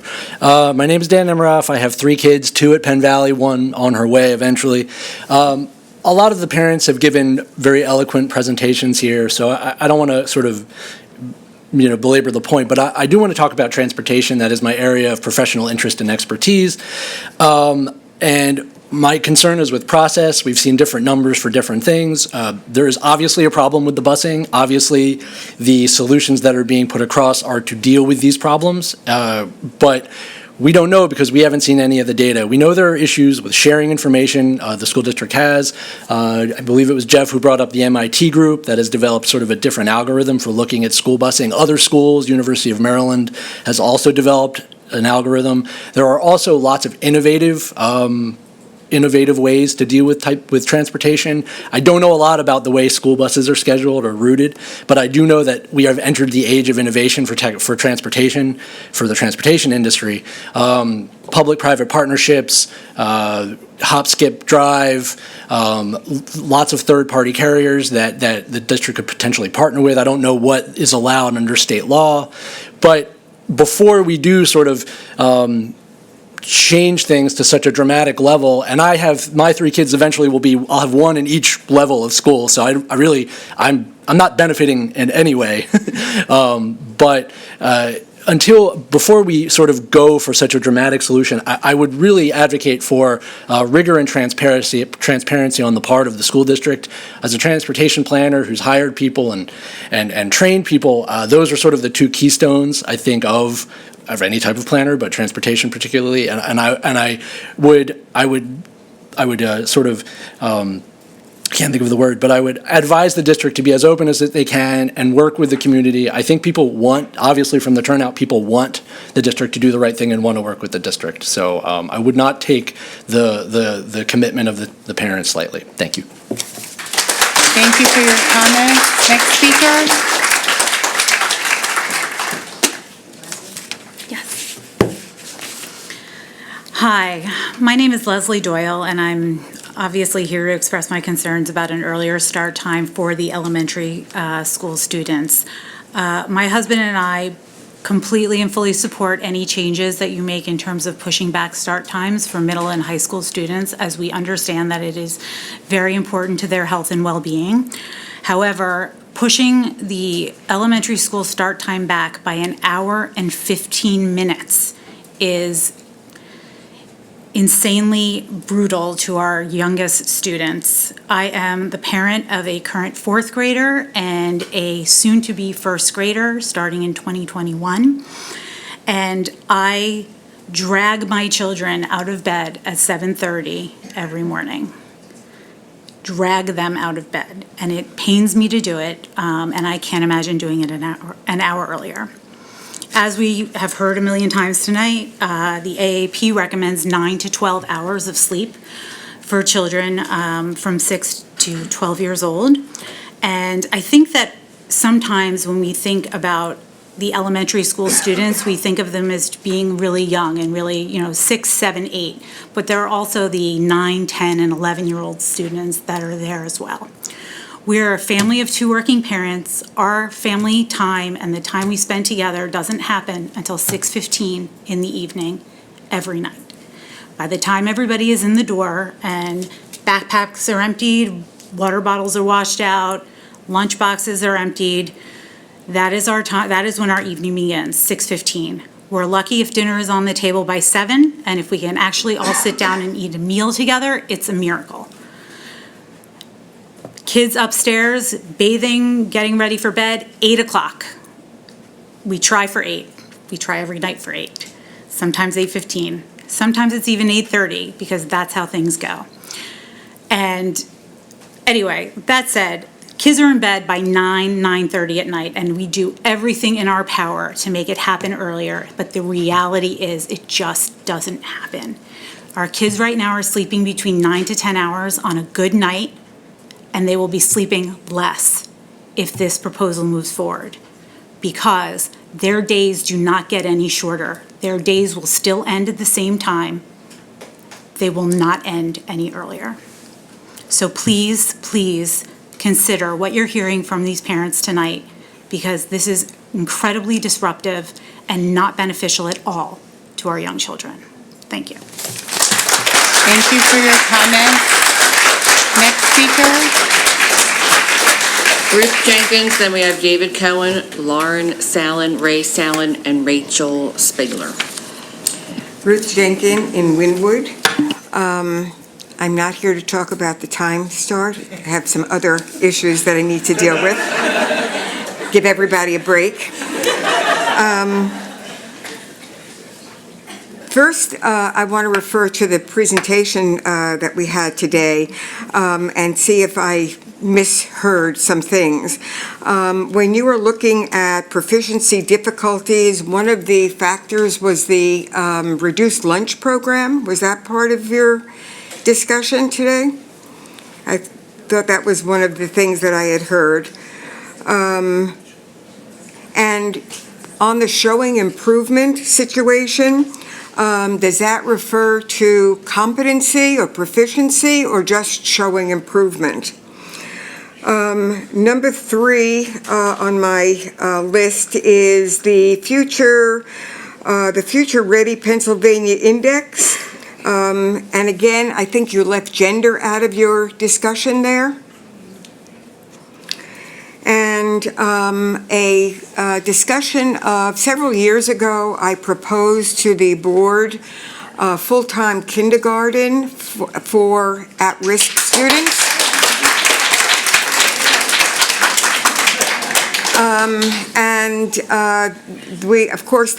We couldn't do the full-time kindergarten, but we did identify that if we did the full-day kindergarten for at-risk students, that would at least help close that achievement gap by getting them help earlier and not waiting for testing.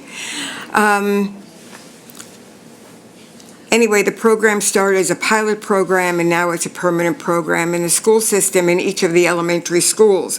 And I'm just wondering if there is any follow-up, any assessment of how if that has shown any improvement. Okay, I've got 1 minute to go, so I better talk faster. My other thing that I wanted to talk about was the lights on Arnold Field. Point of information with regard to the proposed lights on Arnold Field. I go to every board meeting. I have never had one. There's not been one discussion. It's not been on the agenda. Is it planned to have a public discussion? And is there going to be some kind of vote as far as this is concerned? Thank you. Given the length of the speakers, Mrs. Jenkins, we'll send you the information to answer your questions, but Yeah. Hi, thanks to the board for this work on this topic. My name is David Cohen. I live in Wynwood. I'm a parent of 2 high school students and also a rising kindergartner. And also relevant here is I'm a medical doctor, board certified in neurology and sleep medicine. That's what I do full time. So I have a lot of thoughts on this. So I think that definitely sleep loss is a very important problem for society. High school students can have devastating consequences. I see these children sometimes in my office, and it can be horrible how they are affected by this. So absolutely, I think it's great that this is being addressed. However, I do think that, to be honest, this is the wrong approach, and our elementary students are potentially going to be greatly harmed by this. In medicine, we always say first do no harm, and unfortunately, this potentially could do harm. From a medical perspective, as others have said, it is recommended that school-age kids get 9 to 12 hours of sleep a night. One can deduce that younger ones in kindergarten, first grade might be on the higher end of that spectrum. As you get into near puberty, that sleep need may decrease. This program, I think, our policy will potentially cause our students to not be able to obtain the sleep they need. And the effects of that from a medical perspective is that sleep loss can affect memory and our REM sleep is consolidated. Our memory is consolidated in REM sleep. And also, sleep deprivation can cause hyperactivity in children. And we have a whole lecture on school performance and testing. And if children are not attentive, that will definitely cause some down red arrows there, potentially. But also, it can cause overdiagnosis of ADHD, misdiagnosis, and other behavioral issues in school. Children with sleep loss can have depression, potentially, anxiety. They're going to have more time away from their parents, which we don't know the behavioral consequences of this. And I'm just concerned that as a parent and also a doctor, we're taking these school-aged children and putting them as potential subjects in an experimental study we don't know the consequences of. Thank you. Thank you for your comments. Next speaker,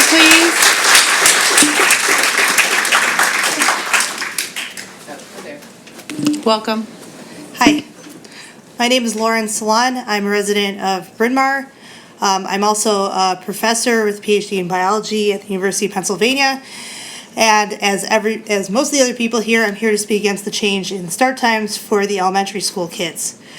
So, being a night owl or being an early riser are completely genetic, as it turns out. And so I would welcome any of the school board members or anyone here to try to wake up my kids at 7:10, which is their current wake-up time, because every single day they fight against it. Also, I would welcome them to try to put them to bed at 8 p.m., which is nominally the time that we try to put them to bed. And I'm talking about kids, one's a 4th grader, one's a kindergartner, and all-day kindergarten at Kinwood. And I also have a 3-year-old and then one who's going to arrive later in the month. They will not go to bed at 8. They will keep themselves awake in their bed in the dark until 10 or 10:30 every single night. Since my husband, who's about to speak, is the same way, I assume that this is in fact genetic. So I'm not really sure what's going to happen in fall of 2020 when this time change starts, except that they'll be chronically sleep deprived. I myself also have seasonal affective disorder in the winter.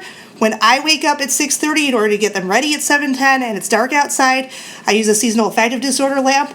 I don't know how you force a 6-year-old or a 3-year-old to sit in front of that thing, and I'm not really sure that it will work. Also, in our neighborhood right now, our bus stop is 2 blocks away from our house. It cannot be moved because it's for the entire neighborhood. I've actually tried. It shows up at 8:18 and it has since my 4th grader was in kindergarten. So under the new proposed start time, it would be getting there around 7 a.m., again in the dark, which means that we would have to leave the house 15 minutes before that to make sure that it doesn't show up early. My kindergartner is an all-day program, as I mentioned before. She boards the bus an hour before the current start time because she has an IEP. So I assume that a similar child who's being bused from Bryn Mawr all the way to Kinwood next fall will also be out there in the dark at 6:45. And if they have the same sleep patterns as my kindergartner, that's just not going to happen. So what I'm assuming is going to happen if this changes in fall is that I will get up sometime at 6:30, drag them out of bed, take them directly to the bus stop, and then come back so that I can take my 3-year-old and my newborn to daycare like an hour and a half later. And then go to work all day, come back hopefully by 5, get them from aftercare, which I will have to pay extra for, and then try to force them into bed 2 hours before their natural sleep time. I really don't think this is going to happen, and again, I'd like to see anyone here try to make that happen. Thank you very much. Thank you for your comments. Next speaker.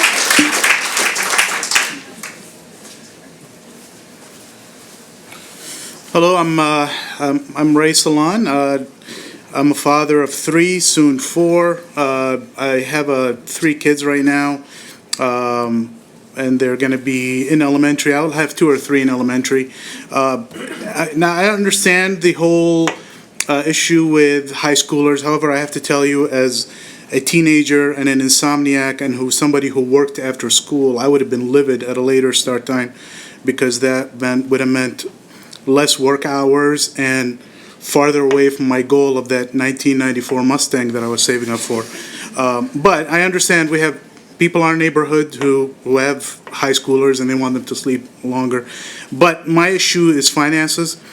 It means that I would have to put 2 or 3 kids in aftercare, which is thousands of dollars. And this is pre-tax, which means your salary has to be added 25-30% on top of that. Now, that's unacceptable. I mean, we're already a big family. We have a lot of expenses. Living in Bryn Mawr is also an added issue when it comes to finances. But my main thing, which drives me crazy, is my 6-year-old who is physically special needs. Very small. She needs a special bus to take her. I just can't imagine waking her up an hour earlier. I think, and as my wife mentioned, she's also kind of an insomniac. She doesn't sleep very well. So I feel like waking her up earlier is going to be almost an impossibility. But with her physicals, I mean, it would have to be in pitch dark and also colder weather earlier in the day. So I mean, I totally do not support this start time. I feel like there's plenty of smart people in here. You guys can work something out where high schoolers can benefit as well as the other students. I'm in support of moving everything forward. That's fine. I don't know, that might not work for everybody, but like I said, there's a lot of brilliant people here that can figure this out. All right? Thank you. Thank you for letting me speak. Thank you for your comments.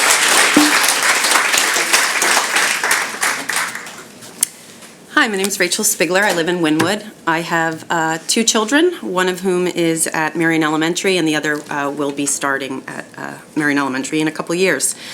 So most of the people before me have made really excellent points that I don't want to reiterate. I guess I'll use my time to speak from more of an emotional standpoint and the theme of constraint. And so my story echoes that of many others with how my day goes with 2 working parents, right? So no matter how much earlier my children start school, the end of our day is constrained. We also don't get home till 6:15. I need to cook, in addition to wanting my children to have a healthy meal, my children have major food allergies, so I have to cook. I don't even have takeout as an option. By the time we do that, same thing, bed, homework, everything. We're rushing to also get them to bed. And the desire for quality time, we don't have quality time. I'm getting emotional, it's a very sad reality to me.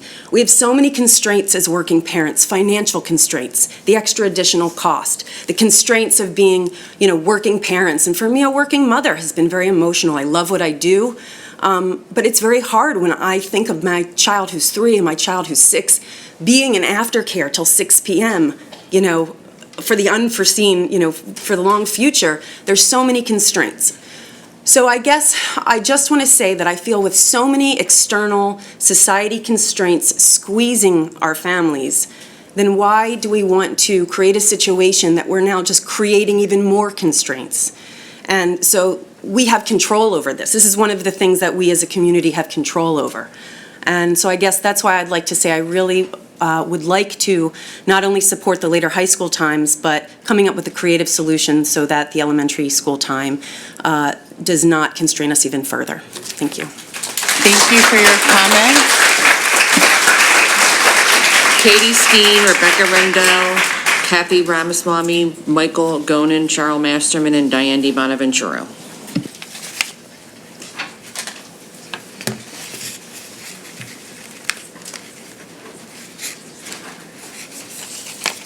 Hi, my name's Katie Skeen. I live in Narberth.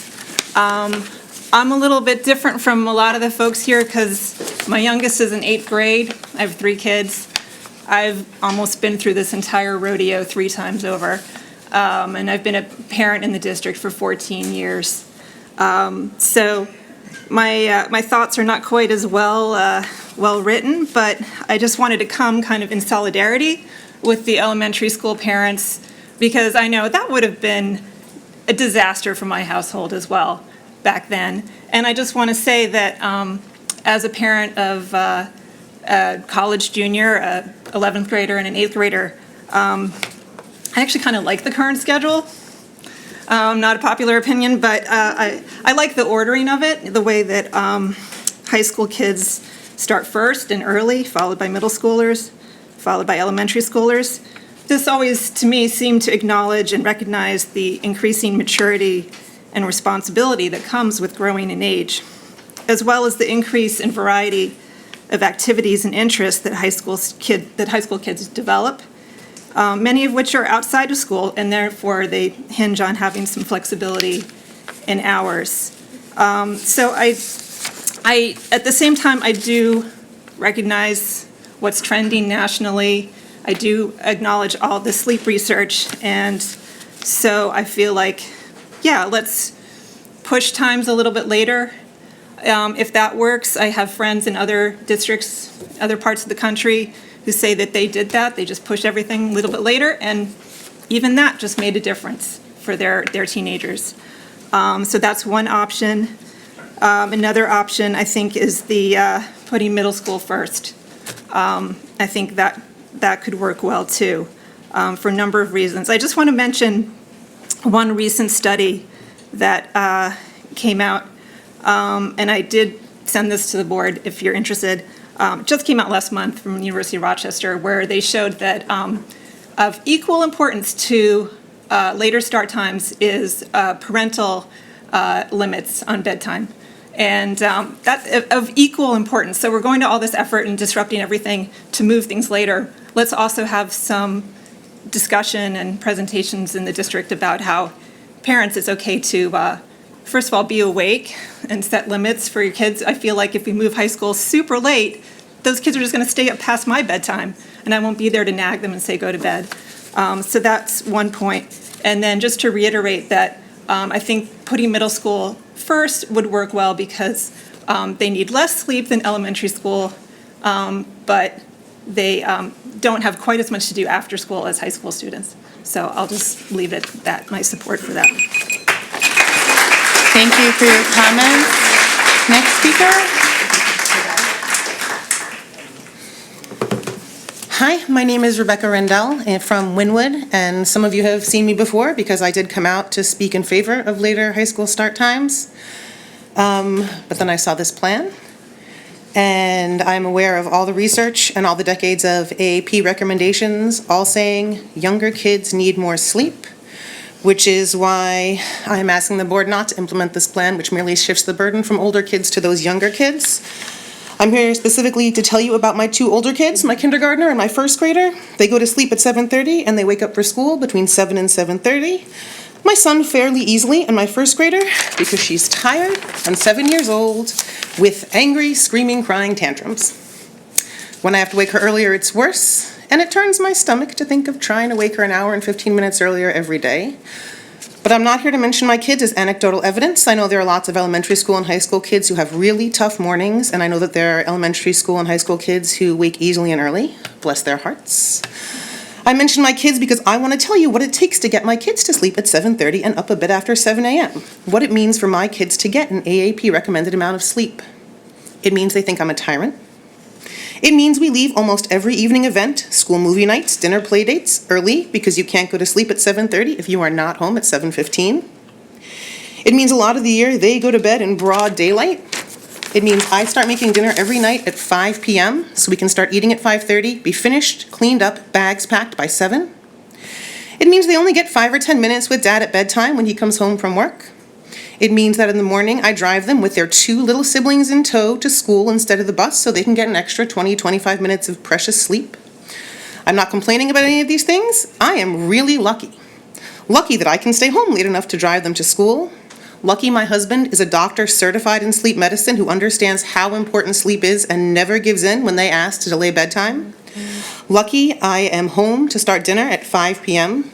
Lucky my kids listen when I tell them we have to leave and get home and go to bed. All that luck and a lot of hard work, and 7:30 is still the earliest I can get my kids to bed. I cannot imagine how any parent who does not catch all the lucky breaks I do could possibly get their kids to bed at 7:30, let alone earlier, which is exactly what they need to get the AAP recommended amount of sleep right now. I expect that this reality is why Radnor and T&E looked at plans like this one and rejected them. I do not know whether the right plan is as simple as delaying all start times a half hour or as complicated as a whole new bus system. But I know this plan is not it. It does not fix the problem. It is not sustainable, and our littlest kids deserve better. Even if it takes another year or two to implement, we owe it to them to do this right. Thank you so much for your time. Thank you. Thank you for your comments. Next speaker.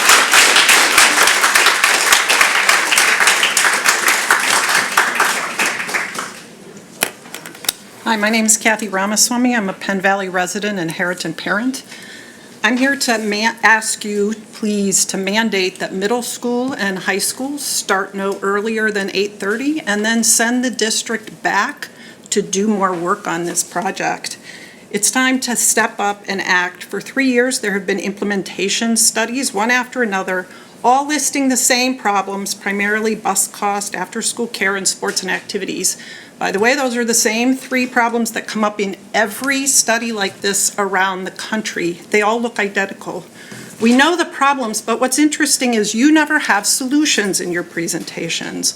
Almost 1,000 school districts around the country have gotten this done, and Lmsd can too. All the school districts before us say there are 2 key elements to success: hard work with the community and messaging. And on both fronts, so far, the district has failed. As far as solutions, successful districts say they work with the township, the libraries, and Parks and Rec to get new and innovative after-school programs. Have you asked them? I know you haven't, because I asked them. Successful districts say they work with local activity providers like Kumon or Lmsb, and they help them work through their transition issues. They want to survive, so they are going to adjust and help our students. The township will adjust, businesses will adjust, traffic will adjust, everything will adjust to the new school system.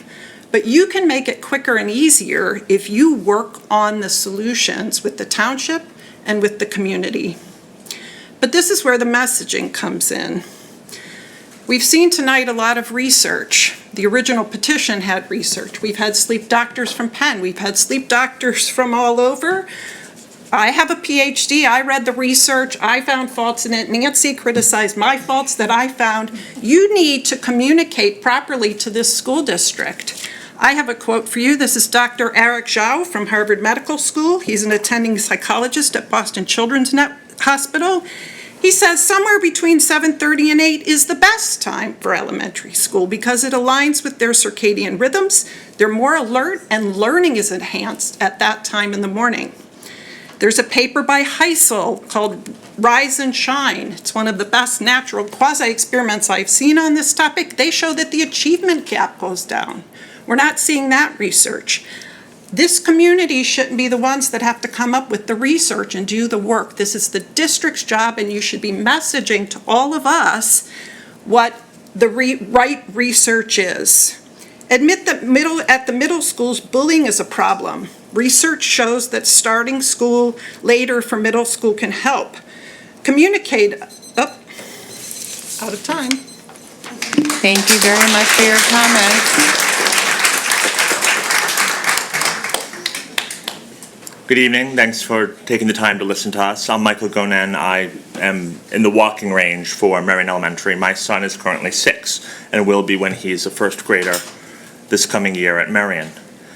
And I would like to echo what virtually every parent has said before, which is that just pushing the sleep deprivation back to earlier years does not, without any sort of basis in the academic literature for what the effect will be on young children, does not give me confidence that we'll have the improved academic outcomes, because if the kids didn't learn what they were supposed to learn first, second, and third grade because they were tired, they're not going to have the improved performance we're hoping to see in 5th, 6th, 7th, 8th, 9th, and 10th grade. But I particularly want to bring up something I don't think was fully addressed by earlier parents because of the natural self-sacrifice that most parents go through, which is what this is going to do to parents. Because if my 6-year-old is getting out of school at 2:30, and I'm in the walking range so he doesn't get on a bus, that means either I or my wife needs to be at school at 2:30. And I don't know if anyone else has a career where you can advance and develop yourself to your full leadership potential if you need to be out of work every day at 2 o'clock in order to be at elementary school because, ridiculously, your kid's school day ends at 2:30. This isn't like a high school kid who at 2:30 can go home alone, do his homework, has the level of maturity that they can do that. If my 6-year-old is walking home alone, people are going to call the cops on me for neglect. I mean, people are laughing, but this happens. If you read all the free-range parenting blogs, this is going to destroy the ability of young families to actually develop their own careers. I don't know about you. I have a 6-year-old, and I've got student loans. My wife and I need to work. So what are we supposed to do? I mean, I truly don't understand how parents are supposed to be able to raise their families, to develop their own careers, and do all the 1,001 things that we are expected to do as parents when you're telling us half-day kindergarten is going to end at 10:30? I mean, that's what the schedule calls for. I mean, this is ridiculous in one of the wealthiest and if fewer than half of the people sitting in this audience have graduate degrees, I would be astounded. Everyone here wants to do the best that we can for our children, and there's not a district that has moved the high school and middle school start time that has had this sort of an omni-shambles attitude towards what they're going to do about their elementary school kids. It's unacceptable. And, I mean, frankly, if you're telling parents that they can't have a career and have a kid, they're going to simply take your job instead. Because, I mean, that's what's going to happen. Thank you for your comments. Good evening, Cheryl Masterman from Villanova. I just wanted to start by thanking all of the elementary parents who've come out tonight. We've been in high school, have been at this for years, and it's good to see that you're showing up and showing interest, because we've been showing interest for over a decade trying to fix this issue. A couple of things that were brought up tonight that I just wanted to clarify. The hour lunch is not an hour lunch. In high school, that is a very important time for high school students to meet with their teachers and find out the things they need to know that they couldn't get done in class. It's their advisory time, and most of those high school students have sports after school, so this is the only time they have. So taking that away is not just, making their lunch shorter. It's actually changing their instructional opportunities. Buses. I know buses are probably the most complicated part of this entire puzzle. And I know that there is a national bus driver shortage. So it's not just like we're a rich district, let's buy more buses and get more bus drivers, unless all of us want to learn how to be bus drivers. That would probably solve the problem. And then we'd have the same schedule as our kids. Again, we've been working on this for over a decade. My biggest concern is that when we start having two ends of the spectrum arguing about, don't do this to my kid, don't do this to my kid, we get a stalemate and we do nothing. So that is not an acceptable answer. We need a solution. We need, as a community, to not tell them to make the solution. We need to help come up with the solution. This is extremely difficult, and I have been in multiple committee meetings and multiple board meetings, and I understand how hard it is. Yes, these are smart people. So are you. This is not a problem that's easy to solve. It's taken 10 years, and we still haven't solved it. So let's just take a breath, take a step back, and remember that we need to do what's best for our students. Thank you. Thank you for your comments. Next speaker. Diane Di Bonaventura, Ian Thomas, Indira, G. Carrie Stricker.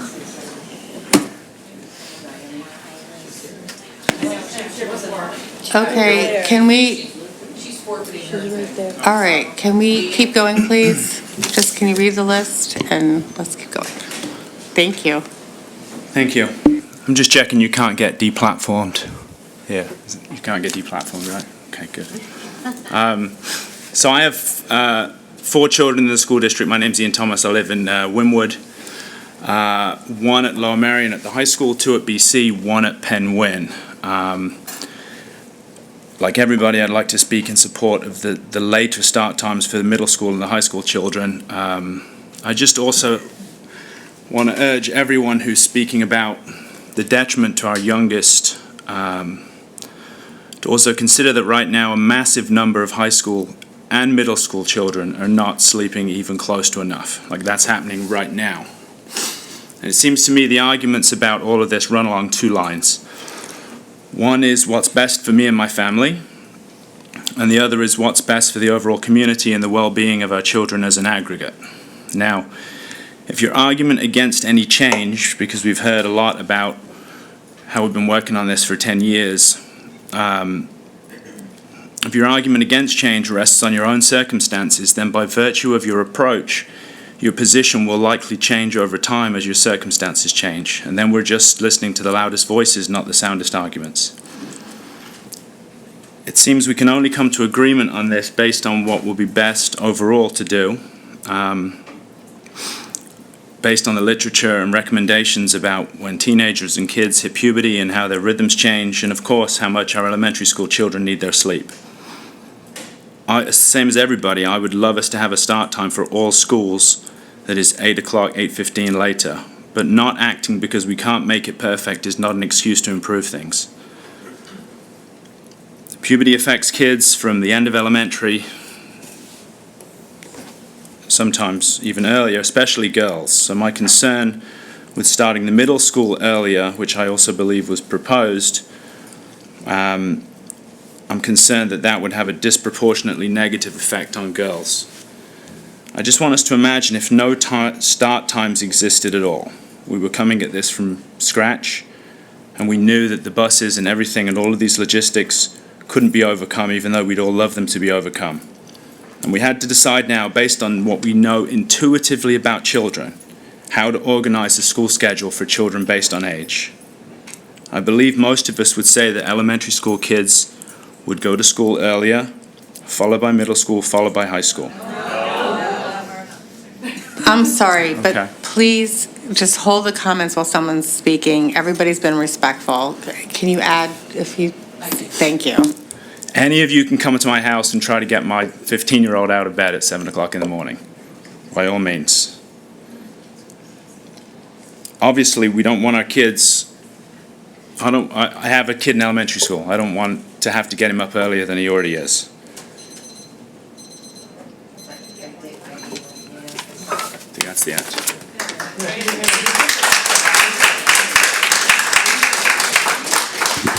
Okay, thank you for your comments, and I'm really asking people not to interrupt the speakers. Thank you. My name is Indira Gurubagavatula. I'm a sleep specialist at the University of Pennsylvania. I'm a chair of the Public Safety Committee of the American Academy of Sleep Medicine, and I'm an associate professor of medicine at Penn. We've heard from elementary school families who would find a 7:45 a.m. start time challenging. I respect their realities. The thing that does work about your proposal from a science perspective is that it has the elementary schools ending early, and that's a time that's actually best suited for their capacity to learn. So sleep really impacts our ability to sustain attention for long periods of time. And as the day goes on, it becomes more and more difficult for young children to sustain attention and learn and behave and sit still in a chair. And the disruptive behavior and attention really becomes an issue later in the day. I ask that this debate is actually very healthy. It's good. It's good that we're all engaged. We're talking about the importance of sleep. I love that.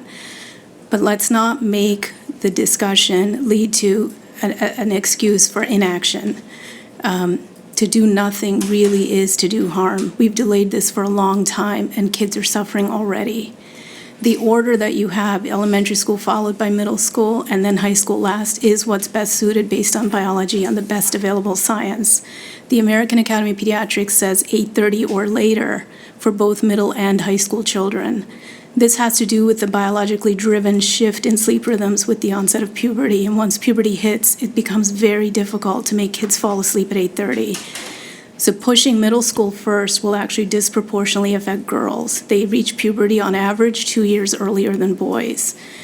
The demands on children, academically, socially, psychologically, physically, they all keep increasing as they get older. So depriving the older kids of sleep sets them up for academic, safety, physical, mental health effects. We've heard about middle school sports. I would also offer that insufficient sleep has been shown to increase concussion rates and injuries, and healthy sleep improves sports performance. Shortening the high school day also will not work. Their academics are the most challenging, and they need instructional time and access to their teachers. Again, to do nothing is to do harm, so please do not delay this decision. Work with the highly gifted individuals we have available for you and make this happen. Thank you. Thank you for your comments. Next speaker. Good evening, Carrie Stricker, a parent of a fifth grader at Belmont Hills, Narberth resident, and proud member of the Sleep and School Start Time Stakeholder Committee, which I was glad to be able to serve. Professional background, like many in the room, we are not in shortage of educated individuals and parents in this community. I have my PhD from University of Pennsylvania in nursing science and public health. And really, honestly, all of what I'm saying here has been said already. I think, am I the last one to speak? No, okay. Towards the end of those speaking, I guess I would just echo the points that are important to me. First of all, that I agree that the community speaking out is tremendous. There's incredibly engaged folks here. And as well-intentioned as the district was in creating a stakeholder committee to engage the community, I think more community engagement is needed, and that there is tremendous desire to engage and problem solve, I think, said in the words of the Google software engineer, to address the problem. Even the stakeholder committee was given a limited number of options, which to weigh against criteria that we all came together to value and then rate on. I assume the board will, if they don't already have full visibility into that process. And so, for example, one of the models that we ranked more highly than status quo actually did get taken off the table because of the transportation education logistics. And I think much like Carolyn said earlier, I think if we could align around principles like at a minimum, no school for high schoolers or middlers earlier than 8 and better 8:30, as Dr. Raj said, in keeping with the science, and then came back to the district as a consensus-based group of community members asking for there to be more attention to how to engage other consultants, perhaps like MIT, et cetera, to make that work would be good. I think that the only other point that I really want to make is emphasizing again just the transparency about the data, presenting the data in a consumable way to the community, and transparency about response to the questions and concerns that have been voiced here, and why those things will or won't work will further help to really engage the community in getting behind whatever decision. Very grateful to have been a part of the process, grateful to the district for the work they've done to date, and would end with, please let's not have this be an excuse for inaction. I think it's more than a decade. My understanding is that it's been since 1999 this is discussed, and doing nothing, I agree, is doing no harm, or is doing harm. Thank you. Thank you, and thank you for your service on the committee as well. Rue Frang, Rebecca McAlpin, I think, and George Park, and that's our last person. Who's next? Is any, okay. Is someone here who's speaking? Okay, Rue, please. Rebecca, and then George. Yeah. Okay. Okay, hello everyone. My name is George Park. I'm living in Bala, Kennewick. I have a first grader attending at the Maryland Elementary School. I work at the University of Pennsylvania. I'm a professor of mechanical engineering. So I'll make my message short.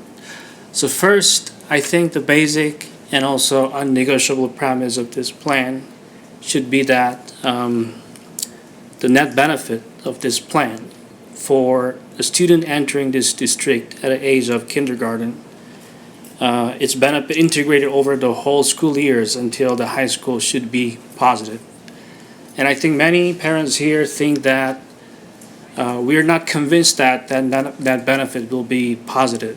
That's why a lot of people are attending this meeting and expressing concerns on the new plan the district is proposing. So that's one thing.